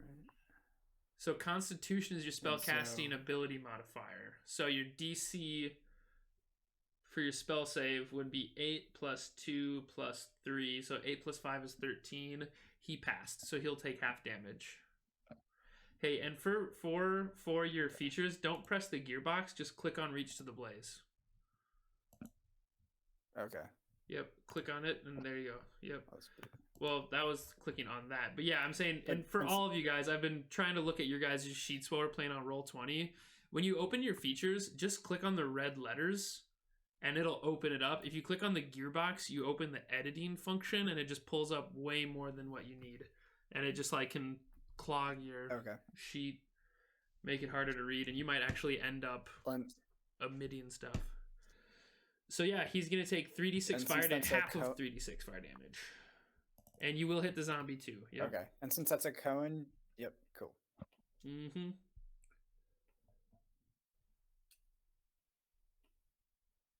Can I make a request? Yes. That after my turn, since I'm last, that we take our break then, unless you had other plans. Yeah, this might even be over when it gets to your turn. Okay. Yeah, so that's perfect. Not the show over, but this combat order. Yeah. So yeah, definitely we can do that. It might be right at 9 o'clock, provided we don't have any major hiccups.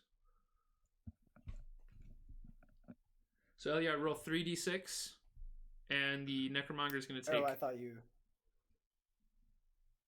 What's up?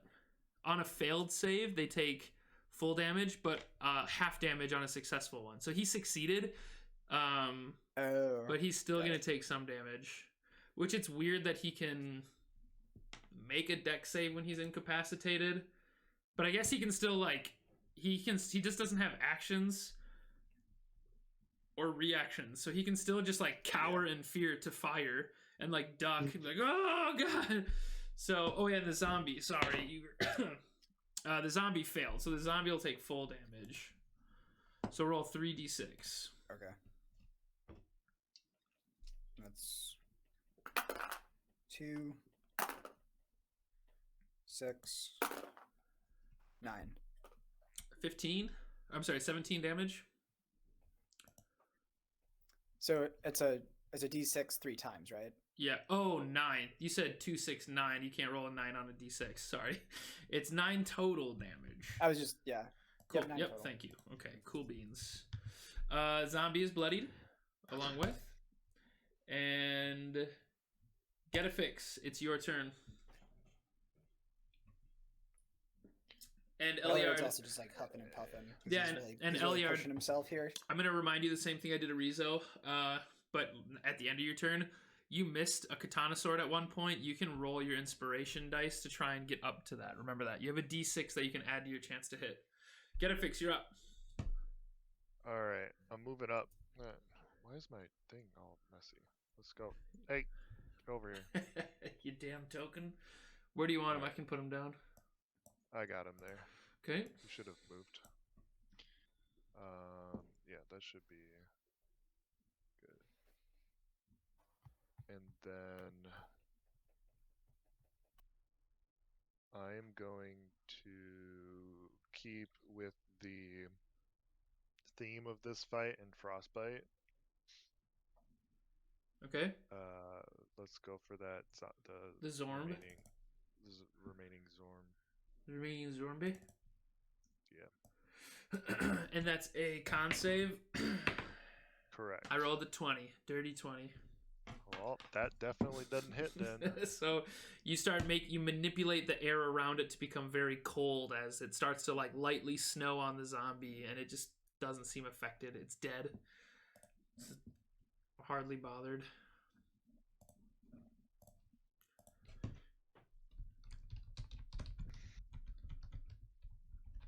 I think I'm gonna leave it at that for now. Alrighty, Nerva, you're up.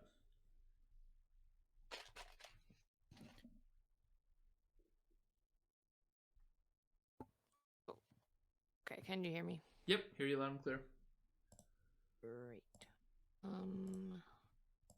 Everybody's looking pretty rough. Alright, so I'm going to do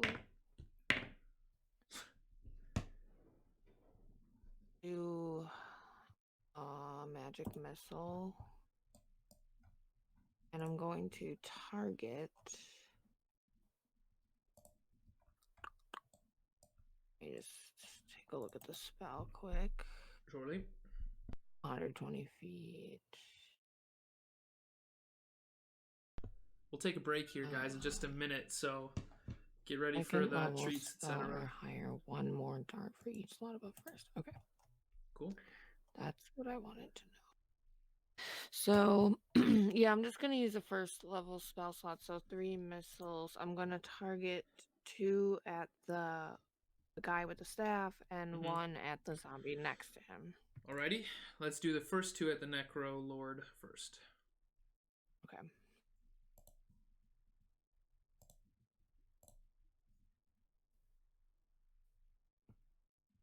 Okay, so he's going to take 4 damage. 4, and then, damn, that's pretty low. Then another one at the zombie for 3. Okay. The zombie is now mortaled. And then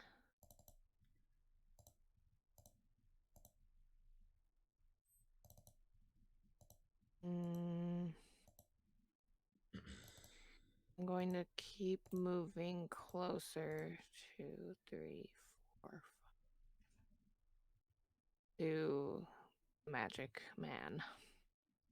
Okay, just getting in close now. You guys have, I mean, between the damage dealers, between the magic users, you guys showed up and controlled this really fast. So this is definitely under control. Nerva, you, after your turn, you'll be ending, I believe this is the, 3rd round of combat we went through now. Mm-hmm.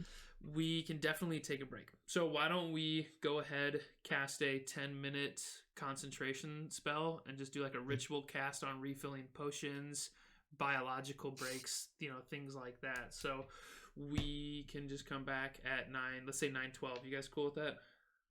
Cool. Perfect. Okay, groovy. See you guys back in 10 minutes. All right, and for those of you in Radio World, we're going to be taking a quick 10-minute break. Thank you for watching Lognarok, a Twitch channel where I'm your DM, Lognarok. We do this every Monday, 7 p.m. to 10 p.m., Birth of the Red Dragon, Homebrew Campaign Adventure. We will be starting another mini-series on Wednesday, about the same time, known as the Freeman Keys Pirate Chronicles. Some bullshit, it's a working title. I have to give Murdoch some treats here. Murdoch! Yeah, buddy-gadoo! Hey, Murdoch!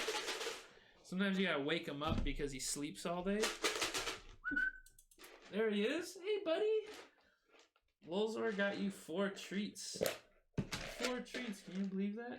He doesn't look that amused because he's sleepy, but these are chimkin treats that we got today. 5 treats. Thanks, Lolzor. Look at that. I think you actually maxed out the treat meter already. He's only get 5 treats a session. I don't think anybody can cast it again, or maybe other people can, but this is great. Look at, buddy. 5 treats. Look at, dude. You want all 5 of them at once? Yeah, let's throw them. Now he's gonna have to scrounge in the dark for these. Awesome. Thanks, man. The cat loves it. In fact, every time I sit at my computer now, Murdoch just like camps next to me and waits around for a little bit and then goes to sleep. Oh, the treat meter's cached. Damn, I might have to boost that. We'll see. I got him these nice dietary cat treats that said that he can have 8 treats twice per day. I thought, holy smokes. It's quite a lot of treats. So I might be able to boost it without making my cat heckin' chonk. He's already a bit chonk. But he's a mouser. He's killed 3 mice and he's captured 2 alive. So, you know, big shout out to him. And I am going to play a song here by Cullah while I go and take my own bio break. And this is going to be from the song All the Colors of the Rainbow. That's the album. All the Colors of the Rainbow came out in 2010. Cullah's music comes out every April 27th. And you guys can go to cullah.com. I'm going to post it in the thread. Cullah.com. That's his website. All of his music there, royalty free. So you can play it on your streams. Give him a shout out. If you make media at home, you do clay animation, you make short films. Jason Statham used his music in one of his, he made a behind the scenes trailer Jason Statham did for his Instagram and used one of Cullah's songs. Fucking awesome, right? That's so cool. You guys can too, so check it out. This song is called Motherfucking Trogdolites, which I don't remember listening to, so this is unscreened by me. I hope it goes well, but we are gonna listen to Motherfucking Trogdolites from his 2010 album All the Colors of the Rainbow. You can find all of his music on Spotify as well. And I'll be right back in about 5 minutes, so by the time this song's over, you guys will see me again, and we will finish out this fight in Pengen.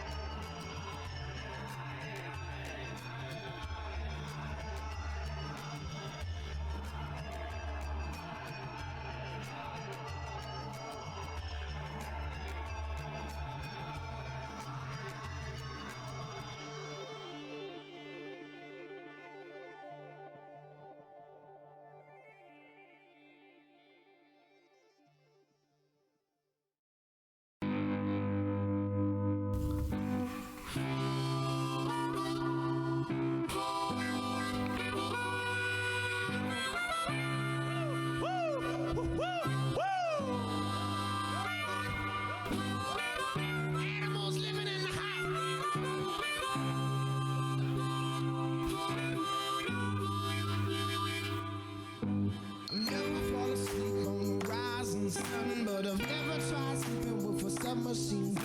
I got more problems than the average fella, and I know it don't help when someone calls me yellow. I won't stop fighting till the deed is done. I'll fight all night till I know I've won. That's probably why I can't sleep on the rising sun. I've never fallen accustomed to the comfortable bed. I always end up sleeping on the ground instead. I've never been in love cause I've never had a lover. At least one I can bring home to my mother. I've never liked talking about cars or tricks. I'd rather talk about the stars, guitars, and magic tricks.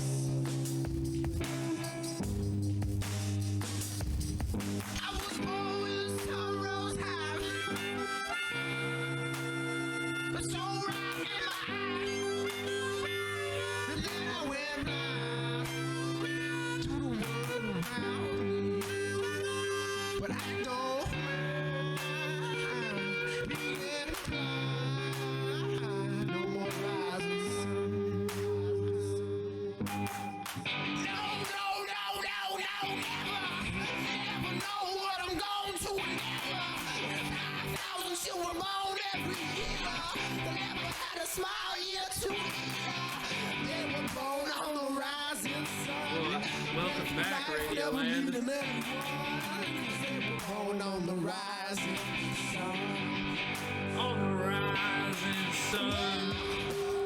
I was born on the rising sun. The rising sun. Rising sun. I was born on the Rising sun.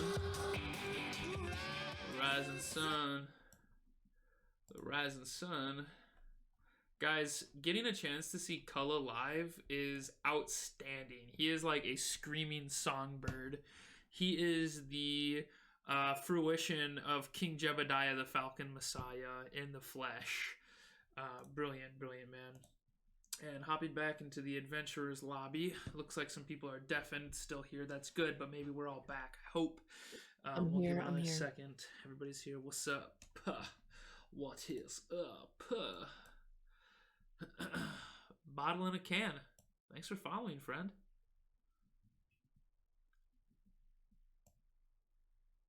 Bottle in a can. I love it. If one piece of recycling doesn't work, use two. Yeah. Bottle in a can. It's how you make a bong. As an artificer, a bottle in a can. Oh. If you don't smoke bongs, I'm sorry, bottle in a can, that I used your name that way. I'm sure Getafix Unfollowed. has used plenty of apples. I'm sure Getafix can make a mad bong out of nowhere. Stony is a bong. That's why it's called Stony. Outrageous. Quit giving my secrets away. All right. Well, yeah, we're gonna finish up this combat here. Zombie on the left is going to make a club attack at Eliard, and it just made a 22. So here comes its bludgeoning damage. Eliard, you right out of break, you are going to take 3 bludgeoning damage. It ain't much, but it's a start.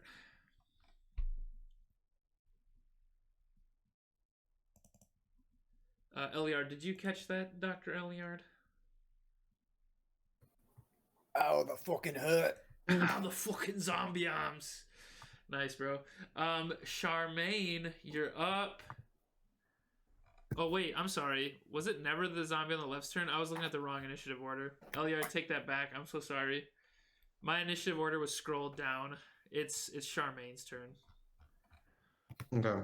Eliard, that was just to wake you up. That was a dream. You fell asleep in combat. You were like, oh, sorry, I blacked out for a second. Sorry about that. I'm just like in the middle of battle. I've just been around so many enemies. I just keep thinking they're attacking me. Yeah, it was like a spidey sense. What's to come? Okay, and yeah, Charmaine, you're up, babe. All right, so she goes over here, and she attempts. She can do the vicious mockery still, right? So here's the thing. If you look at the casting, Yeah. I think it's a bonus action. Or is it an action? I'm pretty sure it's It a uses cantrip. one of your bardic inspirations. No, Vicious Mockery? It's a cantrip. it's a cantrip. It's an action. Okay, then yeah, you can Okay, definitely use that. I'm thinking of cutting words. Yeah, cutting words. That's the other one. So So yeah, you can Um, use that as an action. okay. So do I just? Let me make a who I have to know who you're casting it on, and then I make Oh, a I'm wisdom sorry. save. I meant the sorcerer, the necromancer. the necromancer dude. Yeah. Okay, necromancer dude rolled a 9. So yeah, he's gonna take that. What do you say to him? Man, I had something lined up and then I forgot. There is a vicious mockery generator on the internet. Just that it's fucking hilarious. I'm gonna generate something. Okay. So yeah, he's gonna take that 1 psychic damage as he's like incapacitated. Like, what? What's going on? Yeah, he's gonna take that 1 damage, and then he has She disadvantage says- on his next attack. She says you're like a dragon, only shit. Oh. Only shit though. God. And he's like, I'm just having this like he's having this like insinuated id. This like, yeah, wow, and now I'm shit. He takes a Yeah. psychic damage. Okay, for your bonus action. No, she just hangs out there. Are you sure? Heat metal spell? Oh, yes, I would like to do that. This is your first time. Um, This is your first time playing the bard, so I didn't mind reminding you. Yeah, thanks. Yep. The dude's still glowing red hot, so roll 2d6.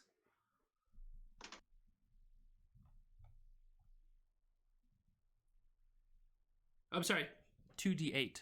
Apologies. Oh, Yep, my bad. Roll 2d8. 9 damage. Awesome. Failed his con save, but he can't drop his armor. And that mortaled him. This passive fire damage has been taking good chunks out of him. As you hurl a vicious mockery at this necromancer who's incapacitated, and then you look back over at the glowing hot necromonger and just chuckle at it, and it just starts burning hot, red hot still, and it takes 9. he does fire kind of damage. like a tee-hee type thing, you know, like You're a bard. yeah, like to laugh at, you know. Yeah, just tee-heeing at it. Nice. Yeah, That's like adorable. very girly, very yeah, As you're Mhm. burning it and hurling insults. Nice. right. Okay. Rizo, you're up. Alright, I'm gonna attempt my first attack, hopefully take it out with that. With the short sword, the satyr short sword. Ooh, that is 16 to hit. That does not hit. Psych, because I'm going to use... Okay, so I have 2 inspirations. I got the Bardic from this turn, and then inspiration... From the DM? Yes. Okay, so my inspiration lets you re-roll your dice. Bardic inspiration lets you add a d6 to your roll. Which one are you going to use? I'll use Bardic. Okay, roll a d6 and add it to your attack. 4. Okay, that's a hit. That'd be a dirty 20 to hit. And then I'll roll for damage, 1d6, and then that'll be the +4 mod. 6 total. Yeah, and he's dead. Alright. And I still got movement, and I think 2 attacks. You still have movement and 2 attacks. That is correct. Did you? Yep. I was just thinking you casted a spell for some reason, but it was Bardic Inspiration. I was close to casting a spell, but I Yeah. activated it. I was just like, nope. Alright. So I'll move. Since I still have Long Strider, I still got 35 movement. You have actually 60 movement. It just says add 10 to your movement. So I'll add that to your wings if you want. Alright, sweet. So I'll cruise on over to behind the Necromancer. Okay. Do a couple of laps around him. Yeah, you have plenty of movement to just like. I want to go fast. Landing behind him, I'll go for the second attack. Oh my god. That'll be 14. That's a hit. Alright, sweet. And then for the bonus action attack, that is a 12. That does not hit. Okay. And then the regular one, it'll be the 2. Does that add the mod? It would just be For the second attack with I thought your first attack. This is where you're gonna have to help me out because it seems like, and this is like no offense to you guys as an adventuring party, but sometimes you just start rolling or casting and like throwing shit, and I have no idea who you're targeting or what you're using. So, you made your first action attack against the Necromonger. And then you made 2 attacks. One of them was your action. One of them was your bonus action. But in your case, both of them are going to have the modifier. So whichever one you did end up hitting with, you will be adding your modifier. So a d6 plus 4. Cool. Yeah, just wanted to make sure and everything because you and I get confused sometimes. Yeah, that's where it's like, it's awesome if you want to just like if you know all your shit and you just want to say like, I'm doing this, I'm doing this, I'm doing this, but like keep track of like, or keep disciplined and saying, use my action to do this, bonus action to do that, add some flavor, etc. What was the damage? Sorry? It'll be 6 total, and do I get to add Colossus to this? Since you didn't use it on the Necromonger, absolutely. Once per round. That'll be 6 more damage. Okay, man. He is mortaled. He is like on the brink, and it is his turn. And I'm gonna make a Wisdom saving throw. Yep. For him. Gotta beat a 14. That was a 22. So he is definitely gonna be saving that. Is it at the end of his turn? Yeah. At the end of each of its turn. Okay, well, I mean, he's no longer incapacitated, and it is that Necromonger is dead. The zombie on the left's turn, just gonna make an arm attack at Eliard. Nat 20. So this time when it's actually his turn, he did it right. Eliard, and I rolled min damage on both d6s. So Eliard, you're just gonna take strength modifier for the zombie here. You're just gonna take 3 bludgeoning damage, Eliard. As a zombie, which was what it was last time, but this time it was a nat. That's fun. And it is Garett's turn. All right, so I'm recognizing that my my spell has now worn off, and he is now awake. I'm gonna come and let's see. How can I get? Just trying to figure out where I want to move. That's all. Shoot her! Shoot her! Yeah, I'm just gonna let a finger blast go right at the Necro Lord.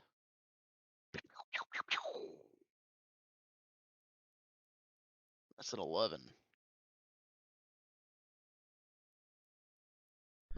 The 11 does not hit, but 1 second.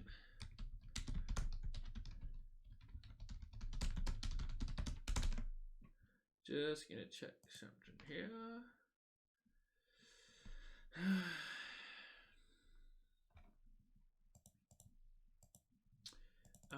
What does your Eldritch Blast look like again? It's just a bolt of purple black energy. Okay. Sure, and yeah, that misses. So just as the purple and black energy go to shoot at him, he actually looks up in one last desperate, now that he's conscious, he's back to us. So he's looking around. He's not by his spell book. He's not by his staff, and he's just like baffled. But that just buzzes over his head as he's able to dodge it in his first waking, awareness. That was your action? That was my action. Now, with my reaction, I can move Stony behind Eliard. And given what I had found during our break... Could you explain it to me? Explain what? Just walk us through the process of what you're thinking. So what I'm thinking is that I am going to move Stony up behind Eliard and use his action to help Eliard. With what? What help? What? What does that mean? The help action. So it's going to give Eliard advantage on his attack rolls.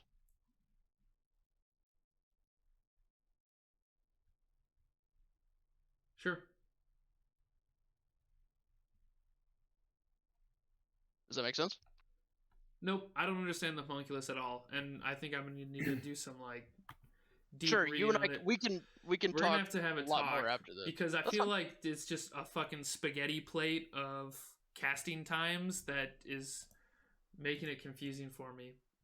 But we'll let that fly. The help will work. Eliard, you are helped by Stony on your shoulder. And Eliard, it's your turn. So that's a good play. All right, so just for flavor, I'm going to cast Cause Fear at the necromancer. Okay. What's his? He's gotta make a wisdom save. He Yep. rolled he rolled a 2. 2 plus stuff is not gonna be enough. All right, Trying to scare and so necromancer? I really don't. Yeah. Yeah. So dude's already baffled, and I'm just gonna freak him out. Like you're done, man. Like I'm taking you out right now. Nice. That's gonna and be a. Eliard's gonna. Okay. Oh god. So Eliard's gonna do his first katana attack. Okay. Rolled a 15, and then it gets so it'd be 22, right? Plus Yeah. 7. Yeah. 22 hits. So you can actually roll. 22 hits. Yeah. So you can roll.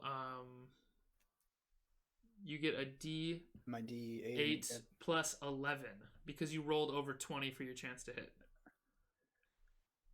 All right. Yep. Oh wow, so that's gonna be a 19. And you can do my second attack. That first Is it hit. 12? Hold on. That hit killed him. Oh. Definitely. Yeah. You. Okay. Yeah. He was already Definitely. very well Definitely. mortaled. So when you made that katana, sorry, I've just got a bunch of tabs open in my So- brain. Yeah, you wrecked him with that. That's the end. You guys controlled this very So- well. What'd you say about the I rectum? split him. You guys, that guy I got split him in wrecked. half. You got whacked. Fuck yeah. Yeah. If you want to split him in half, you earned it. So instead of a horizontal instead of going horizontally, I go straight vertical, just straight from the down, and And he just rip him in half. splits down, and as his each half, the left and right half hit the floor, he's still with his last sentient capability, he flicks one eyeball up at you, and, Still like scared. looks up at you. Yeah, and then he dies. He's dead. But he's scared though. He's 'cause, yeah. He like, looks up I at you think he has fear. terrified. Yeah, he looks up at you terrified. Okay. Sweet. And as his body drops, I kind of flick my blade like to shake the blood off. Gotta keep it clean. Okay. Fuck And, yeah, dude. Yeah, and let's see.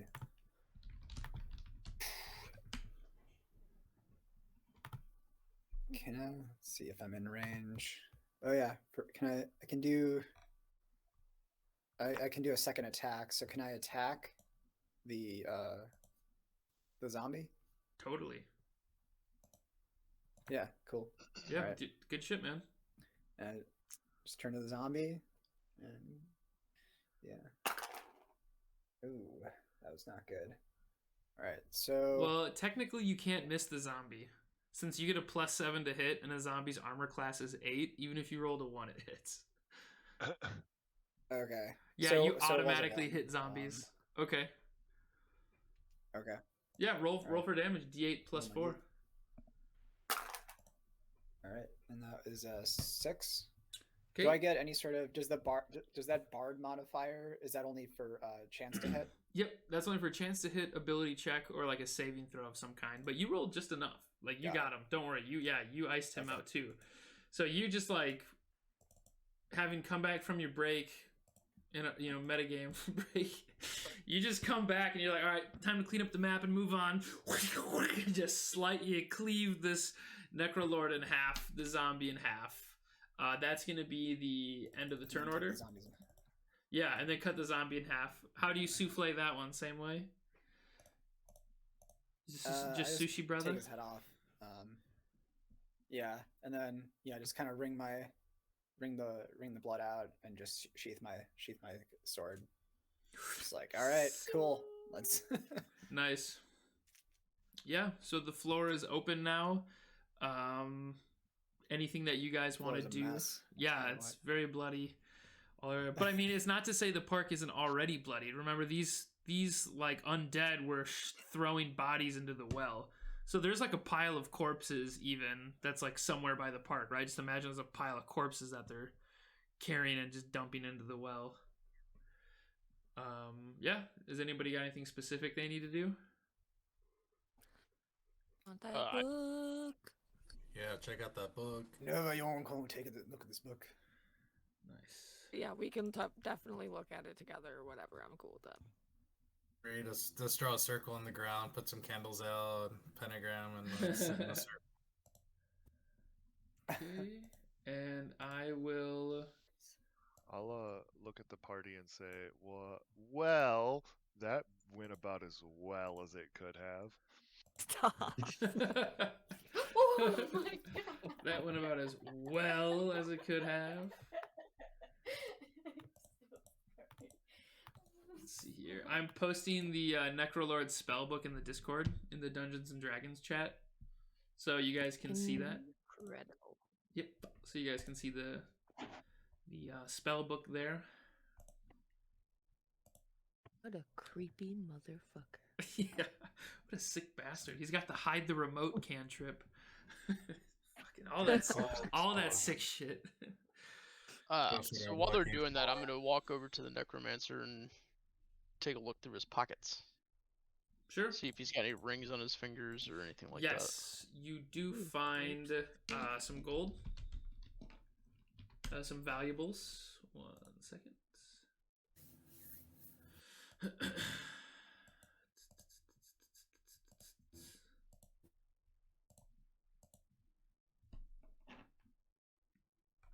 Oh, whoops.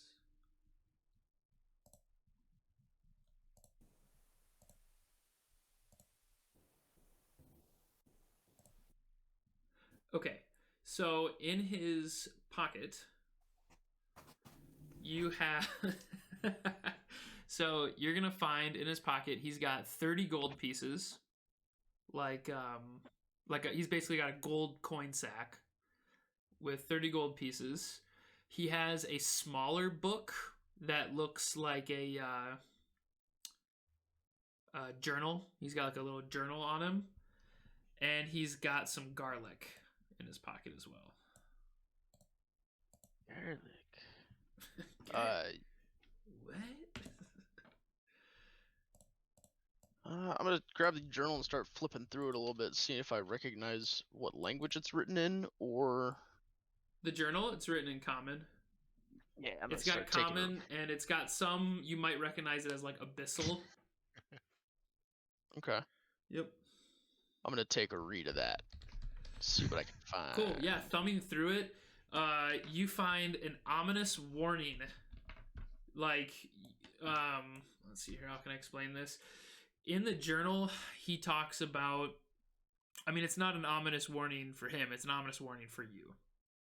About what is coming to Penguin. Like, what is on its way. He's journaling mostly about the siege, about this, like, attack on Penguin and, like, getting a foothold in this, like, northeastern region. Basically talking about how the Necrolord is the vanguard for this effort. He was kind of like the first one to take over this town, being a lawful evil person. Like, he's been waiting for this display, to just waiting. He's been training and like working, and he had his whole like villain arc, right? That's all in his journal. And you can figure out that the well is being used to compile the dead bodies because he's opening up this portal to bring out a disgusting beast. Judging by the journal, they've been working on this project for a couple days now, just like stacking dead, ritually casting piece by piece as it goes in. And as you're reading that, you can hear just like the droning sound of flies coming from the well. Like you can hear it now. The well, there's this droning sound that's coming from it. It sounds like a lot of flies down there, and it's kind of ominous. That's kind of what you get from the journal. Okay. I don't know why I said that's like kind of sort of what you get. That's exactly what you get in the journal. that's like kind of sort of, you know, what the how to you get from the journal. No, that's what you get from it. Okay. Yep. And I'm gonna basically be reading that out loud to the group, Yeah. so I don't have to repeat all that. Yep. Definitely have to see what we do about what's going on down there, if anything. I'd like to move over by Lolzor, Yep. and I'm gonna use my fingers to close his eyes and lay my winter blanket over him. Oh, that's And, really precious, man. And say a prayer to Mother Ziona for him. Oh, wow. And as you like lay the blanket over him and close his eyes and start saying this prayer, you can feel like these two warm, gentle hands on your shoulders, as if it's like the presence of Ziona herself. Yep. As you can feel comfortable. I mean, she's atheist even though she's a god. So she's like kind of comforting, like, yeah, he's back to the mud, but like, I'm here for you. And Getafix, you probably still have inspiration because you never use it, but if you don't, you can take it back. Yeah, I have it. I need to I'll use it. Yeah. Just try and haggle somebody in the market and use it, right? Just like, Yeah. turn a 10% discount to a 15% discount. You're going to get it back anyways. You're great role playing, you know? I after seeing what's in the book, I look over at Nerva and I think Garett also, because I remember, you know, mentioning to him of wanting to pretty much store something in the circlet. Yeah. And looking at this, it's like, oh my god, I think I found exactly what I've been looking for. And I think the main thing that stands out is that corpse explosion right there at the bottom. Yeah. Oh, yeah. So how do you recognize corpse explosion? because you can't really read it. It's in the wizard's like hand. It's in like, you have to be pretty intelligent to like fully make out what these books. Like Nerva can read it.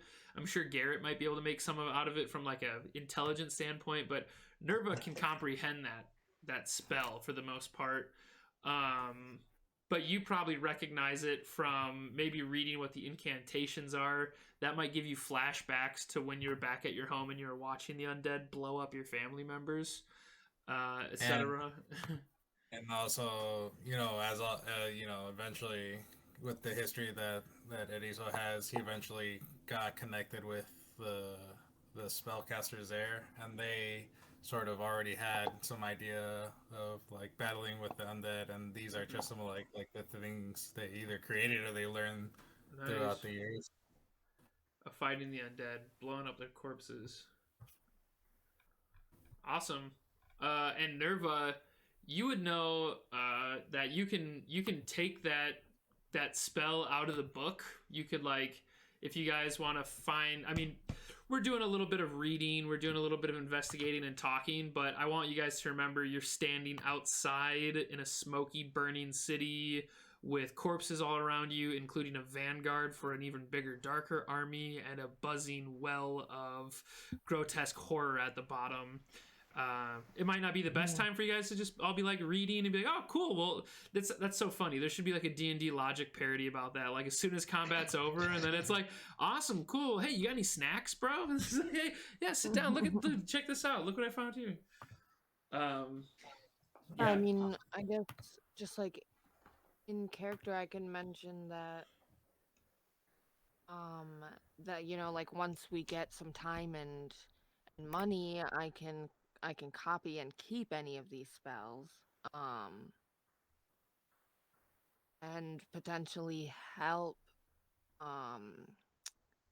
with the circlet thing, or like, you know, somebody else could help us put it in there if they know how to do it. Yeah. And I don't want to. Yeah, it's like if I want to copy and keep anything, I need to sell some stuff. Need to find some gold. Yep. You guys are definitely gonna need some gold to make that happen. Yep. And I don't know if you guys are aware, but Erizo's got a bag of holding. If you need to stuff stuff in, he's been holding onto that since 10 episodes ago, maybe. So Erizo, you can keep the book in there if you want. If that's, I mean, just so we know. Fine with me. Yeah, and Erizo, Jose, you're kind of in charge of keeping a Word doc with everything that's in that bag, because if that bag ever rips, everything's gonna pour out all at once. So I want you to know. I want to know if that happens. I want you to read out every single thing that's in there if it happens.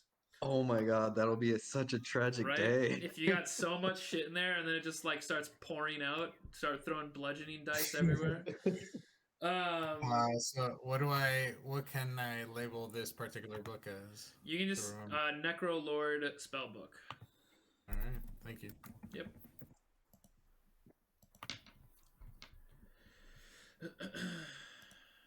Okay. And do you guys remember why you're in Penguin? Looking for Brighthammer. Mm-hmm. So I'm gonna take a look down the well. Have we done that yet? Nope. I don't think so. So yeah, I'm definitely gonna, after reading through the journal, take a look down the well, see if there's anything I can see. I sneak up behind Garett and I whisper in his ear, "Would you like to go down there?" I whip out some rope. No. Then I'm just gonna pull out Stony and say, well, possibly drop Stony down there. Let's see what can we see first. Let's drop the eyeball indeed. Well, I'm gonna look down the well. Is there anything I can actually see? Do you have dark vision?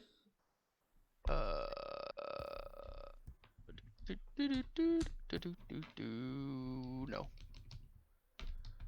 Okay, it's pretty dark. I can send dancing lights down there. Nice, like dropping a flare. Yeah, it's like 4 balls of light Yep. I feel like altogether they'd be pretty bright in the well. Yeah, absolutely. And what's the range? Let me take a look. I believe it's 120, but let me double check. Garrett, make a perception check while we're doing this.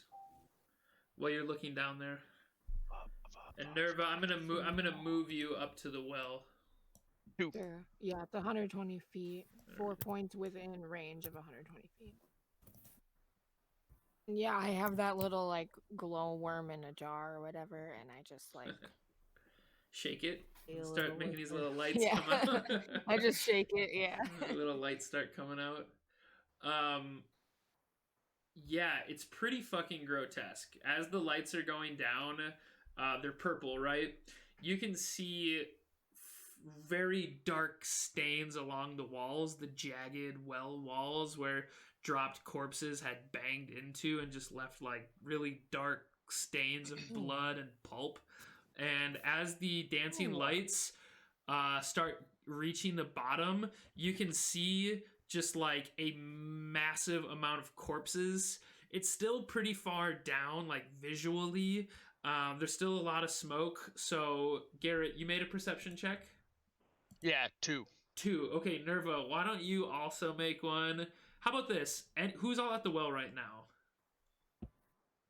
Anybody? Charmaine can is be. not. Okay, Yeah, yeah, I'll- Charmaine is staying away. Yeah, that's very I'm good in here. character. Oh, 18 again. Perception? Hold on. Erizo, or I'm sorry, Eliard, are you at the well? Yes. So we're gonna do a group perception check. Garrett, you rolled a 2. I'll need a perception from everybody else that's standing by the well. 10 for me, Alright. Erizo. Okay. 18. Okay.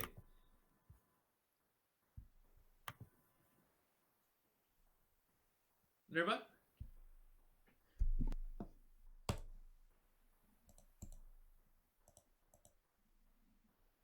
Oh, sorry. I had an 18 as well. I was muted. Okay, no worries. Okay, so that's very good for you guys. Good group check there.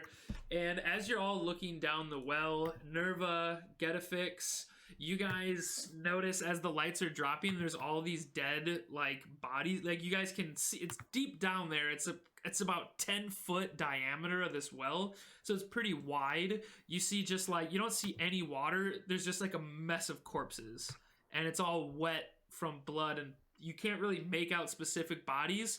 But with your guys' perception check, you can see that there is something down there that's moving still. Like there's something down there moving. And you can see, you can hear much more than you can see, but there's a bunch of flies down there.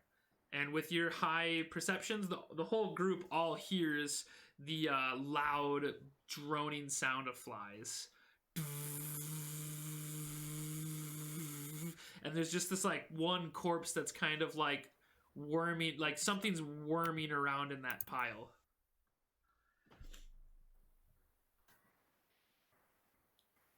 I would not Oh my want to be God. down there right now. There's still something moving down there. Oh, God. Wish I was a cleric right now. How sure are we, looking at Nerva and Garrett and everybody around the well, how sure are we they didn't get anything through? They didn't what? I'm sorry.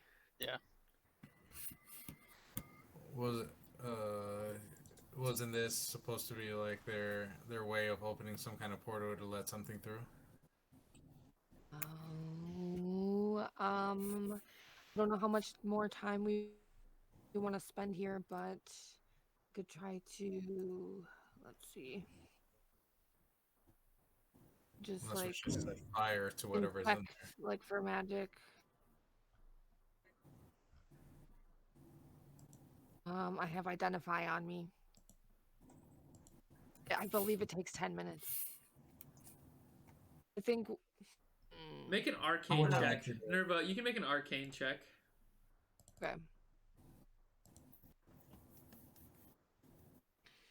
Piano plus 5. Ooh, Ooh, dirty nice. 20. Okay, so with the dirty 20, you don't like an Arcana check isn't a detect magic. It isn't an identify. But I wanted you to roll an Arcana just to help you understand the spell. Your own spell. You casted Dispel Magic, and with the dirty 20, like, you have a deep understanding of what that meant. The magical connection that was between the Necrolord and this well is over. Like, there is, like, you dispelled the magic that was channeling into this well. So, like, identifying magic would be erroneous at this point. Okay. It'd be like owning an NFT. It'd just be like pointless. Totally. What's an Right, NFT? so It's a Beanie Baby. Yeah. That's the let's best see. description I think I've ever heard of that. Yep, it's a Beanie Baby. I think we should just get the fuck out of here and keep going. Yeah, I agree. I vote for that. Yeah. All right, let's out. get Before we down there. leave, can I just shout down the well? Burn it.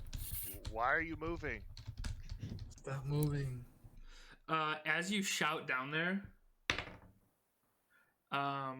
you just hear like a retching, like vomiting sound, and then you hear 1 second. Yeah, so you hear this like retching vomit sound, like something like clearing its throat and like spewing a bunch of shit out of a rotten esophagus, and then you hear.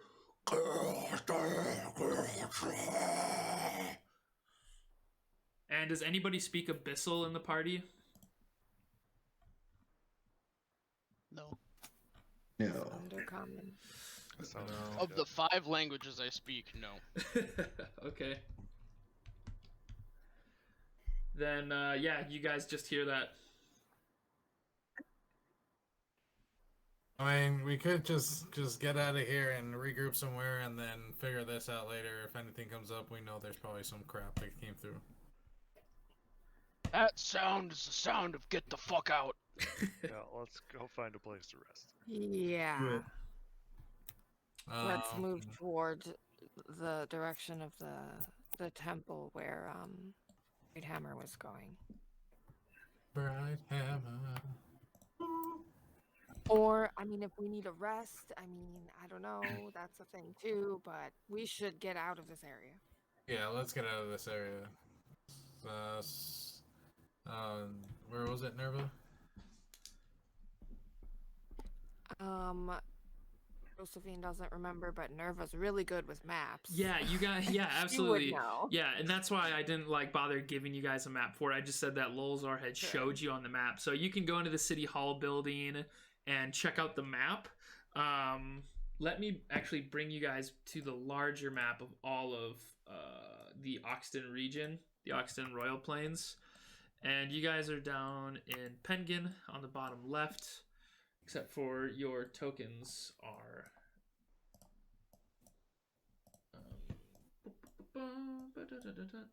You guys are in Penguin presently.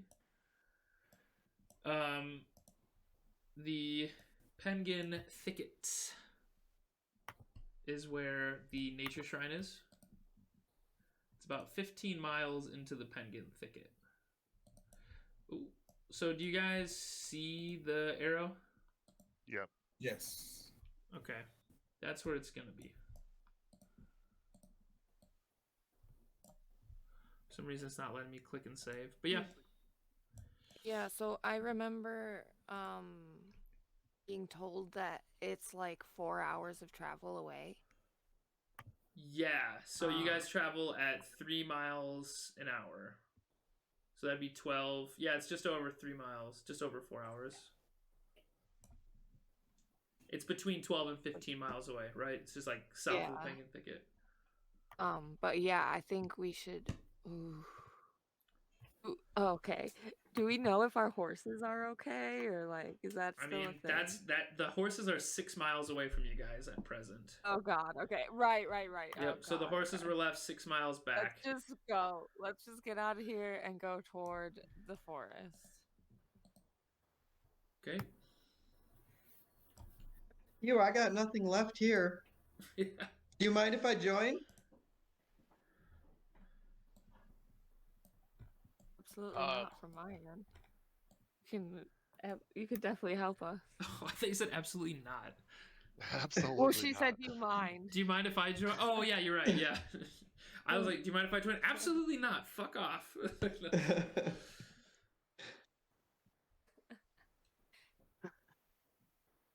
Okay. That'd be all right. Yeah, we're gonna need all the help we can get with it. These fucking things crawling everywhere. Yep. Okay, you guys set off. After about an hour going on the path, you come to the fork in the road where you can walk 1 more hour north and check on your horses, or it's going to be another, 3 hours to get to the nature shrine.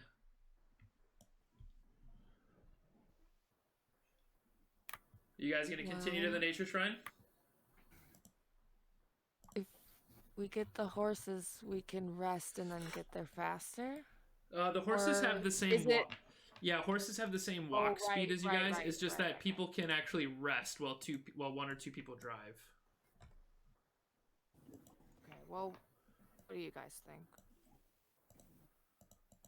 We could go to the horses, set up camp there, depending on how it goes. If they're not there anymore, we could just set up camp and rest there, and then head after a short rest. Otherwise, if the horses are there, then we would just head out right there and just rotate while we head over there. Yeah. Yeah, I didn't want to say anything because I was new, but I'm getting a little tired. Maybe we should rest. I second that. Okay. A rest would do us all good. So you guys make your way back to the wagons? Back to the wagon? Yeah, if everyone's okay, going a little hour more or whatever time to head to the wagons, we could rest there, depending. Yeah, we can. Well, let's just see how Let's do the it. horses are okay. Cool. So you guys take another hour to walk north. And as you get to the wagon, sadly, one of the horses is missing and the other horse is dead. And Oh my god. yeah, I think Cutlass was the name of the horse that's dead, and Chip, the horse Chip, is missing. Would it be investigation? Do we have a whistle? You can make an investigation check, Erizo. You guys can do a group investigation if you want, if everybody wants to examine what happened. If anybody wants to specifically look for something, let me know. I want to look at the horse to see if I can tell how, what or how it died. Medicine check. Ooh. 10. 4 survival and 5 investigation. So 22 investigation. Nice. Okay. I got a 15 investigation. Okay. And so Getafix and 13 investigation from Garett. Awesome. So that's a good group check. It's a tremendous group check. Eliard, you can also make an investigation. And I'll talk Getafix. You notice that the horse has some bite marks. Wow, nat 20 on investigation. Erizo or Eliard, good job. Oh, nice. Woo! And Charmaine, 11, good. Nobody went below a 10, so I can give you guys some good detail here.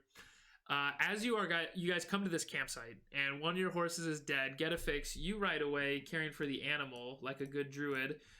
You can tell there are several bite marks on it, but then there is a cutting wound across, like a execution wound on it. My god. With Who would do that to with- an innocent horse? Yeah, and with just a 10, you can see that it's you can't really deter. It's a slashing. It was a cut, like a clean execution cut. Kind of hard to tell what, but then there are several bite marks around the abdomen, etc. And for the rest of you, with your investigations into the campsite, into what happened with multiple 20, nat 20, and everything else above a 10. Chip's straps, you can tell, are broken off. They weren't cut off. It was not released from its reins. It actually looks more like Chip broke itself free of the wagon. And remember, this is Juan Jane's favorite horse that he's had for a while. So this horse is a bit of a, essential NPC in my heart. So that horse broke free and was able to get away. There are tracks of it that are around. There are tracks like all over where it was probably like prancing and like dodging zombies, right? You just are investigating. You can see it likely broke off and is just danced around everywhere. We can't pull a cart with only one horse, right? Like, there's no point in trying to go get it. You could pull a horse. You could pull a cart with one horse, but you wouldn't be able to carry as much. Okay. Yep. Well, I feel like I'm gonna take too much time looking for the horse. Yeah. I would say we rest. Unless does someone want to go look, like a single person want to go look for the horse while everyone rests, or? And just a heads up, Erizo is bloodied. Yeah, Oh, we should God. probably rest. I mean, I can always, if we find one horse, or even if we don't, I can always, I think I can wild shape into a horse, and we can pull this wagon somehow. Well, that sounds like a plan, right there. Okay. Let's make a campsite. Sounds good to So me. you guys still have like a base of a camp set up, but it has been some time and some shit's happened. So Erizo, you're kind of like the outdoors camper guide, the ranger. So why don't you give me a survival check? All right, here's a. Here we go. 15. Okay, awesome. You guys can safely make a camp. There is, you can be assured that there is likely going to be something else coming out of those woods with your survival check. You don't find any clean water. There is you can hear like a creek that you remembered hearing before, but upon approaching it with a high survival, I'm just going to autopilot that, you smell this creek that's nearby and it reeks. It's very rank, very dead. But as long as you guys stay away from the natural water sources, it seems like a pretty legit place for you guys to like set up a camp off the wagon without any major penalties. And how long do you guys want to rest? I start singing I start doing Song of Rest. Okay, cool. So anybody that's going to roll a hit dice during this rest can take an additional d6 that Charmaine can roll, and you guys will take that. So who's going to be using hit dice during this rest? I am going to. Okay. Erizo will. I only need 4 hours, so I don't need his dice, but I need 4 hours of rest. No, I don't have any hit dice left. Is this a short rest, right? If you guys want to spend 4 hours to get Nerva spells back, you can. Yeah, I can do Arcane Recovery and just get some of them back if we want to leave sooner. Yeah, you guys can take a short 2-hour I rest. have one more. A 2 hour will count as a short Arcane rest. Recovery left. So who's rolling hit dice? Garett. Erizo. Garett and Erizo, roll your hit dice, and then Charmaine, roll a d6. I get to roll a d10. So whatever you roll, add 4 to it, as Charmaine gave you a Song of Rest. Additional 4 HP. That put me over full health, so I'm just gonna stick there. Alrighty. You say +4 from Charmaine? Yep, so you can, whatever you rolled for your d10, add 4. Sounds good. Okay, and then I'll just mark 1 hit dice off your sheet. Did you roll only 1? I did only 1, yeah. Okay, so what's your current HP at? 29. I gained 9 from the hit dice. You gained 9 from the hit dice? It was... And that does that include Song of Rest? Hold on, let me do Okay, that. So figure it out and just update your Roll20 sheet. Yep. Okay, and you guys, I mean, I don't want to like drag out a rest here. Like, eventually it'd be great to get to a point where it's like, cool, we're taking a rest, 2 hours, I'll take watch, I'll do, and you guys can just like call out everything pretty quickly. So we're just gonna speed run this. You guys do, at the end of 2 hours, a lot of the smoke is starting to waft now in your guys' direction from the city. The smoke is kind of coming over. It's not obscuring any visibility. And if you guys wanted to start walking again, you're welcome to start heading to the nature shrine. It is past our end time, but if you guys humor me and just there is like a checkpoint we can get to here if you guys want to get to the shrine. Okay. With me? Yeah. Let's do it. Okay. Okay, so we're just going to fast forward 3 hours, and you guys get to the nature shrine. Let me just double check and make sure I don't have anything unnecessary. Okay. Dunk. You guys get to the nature shrine. I'll have to add Charmaine to this.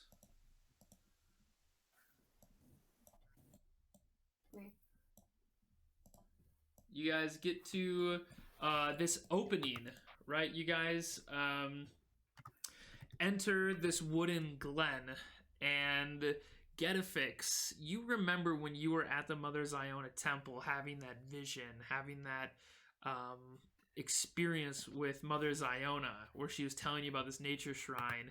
You heard word from somebody in the tavern about this, so you have a pretty good understanding. Can you make a history or a religion check, Getafix? Yeah, I'll do religion.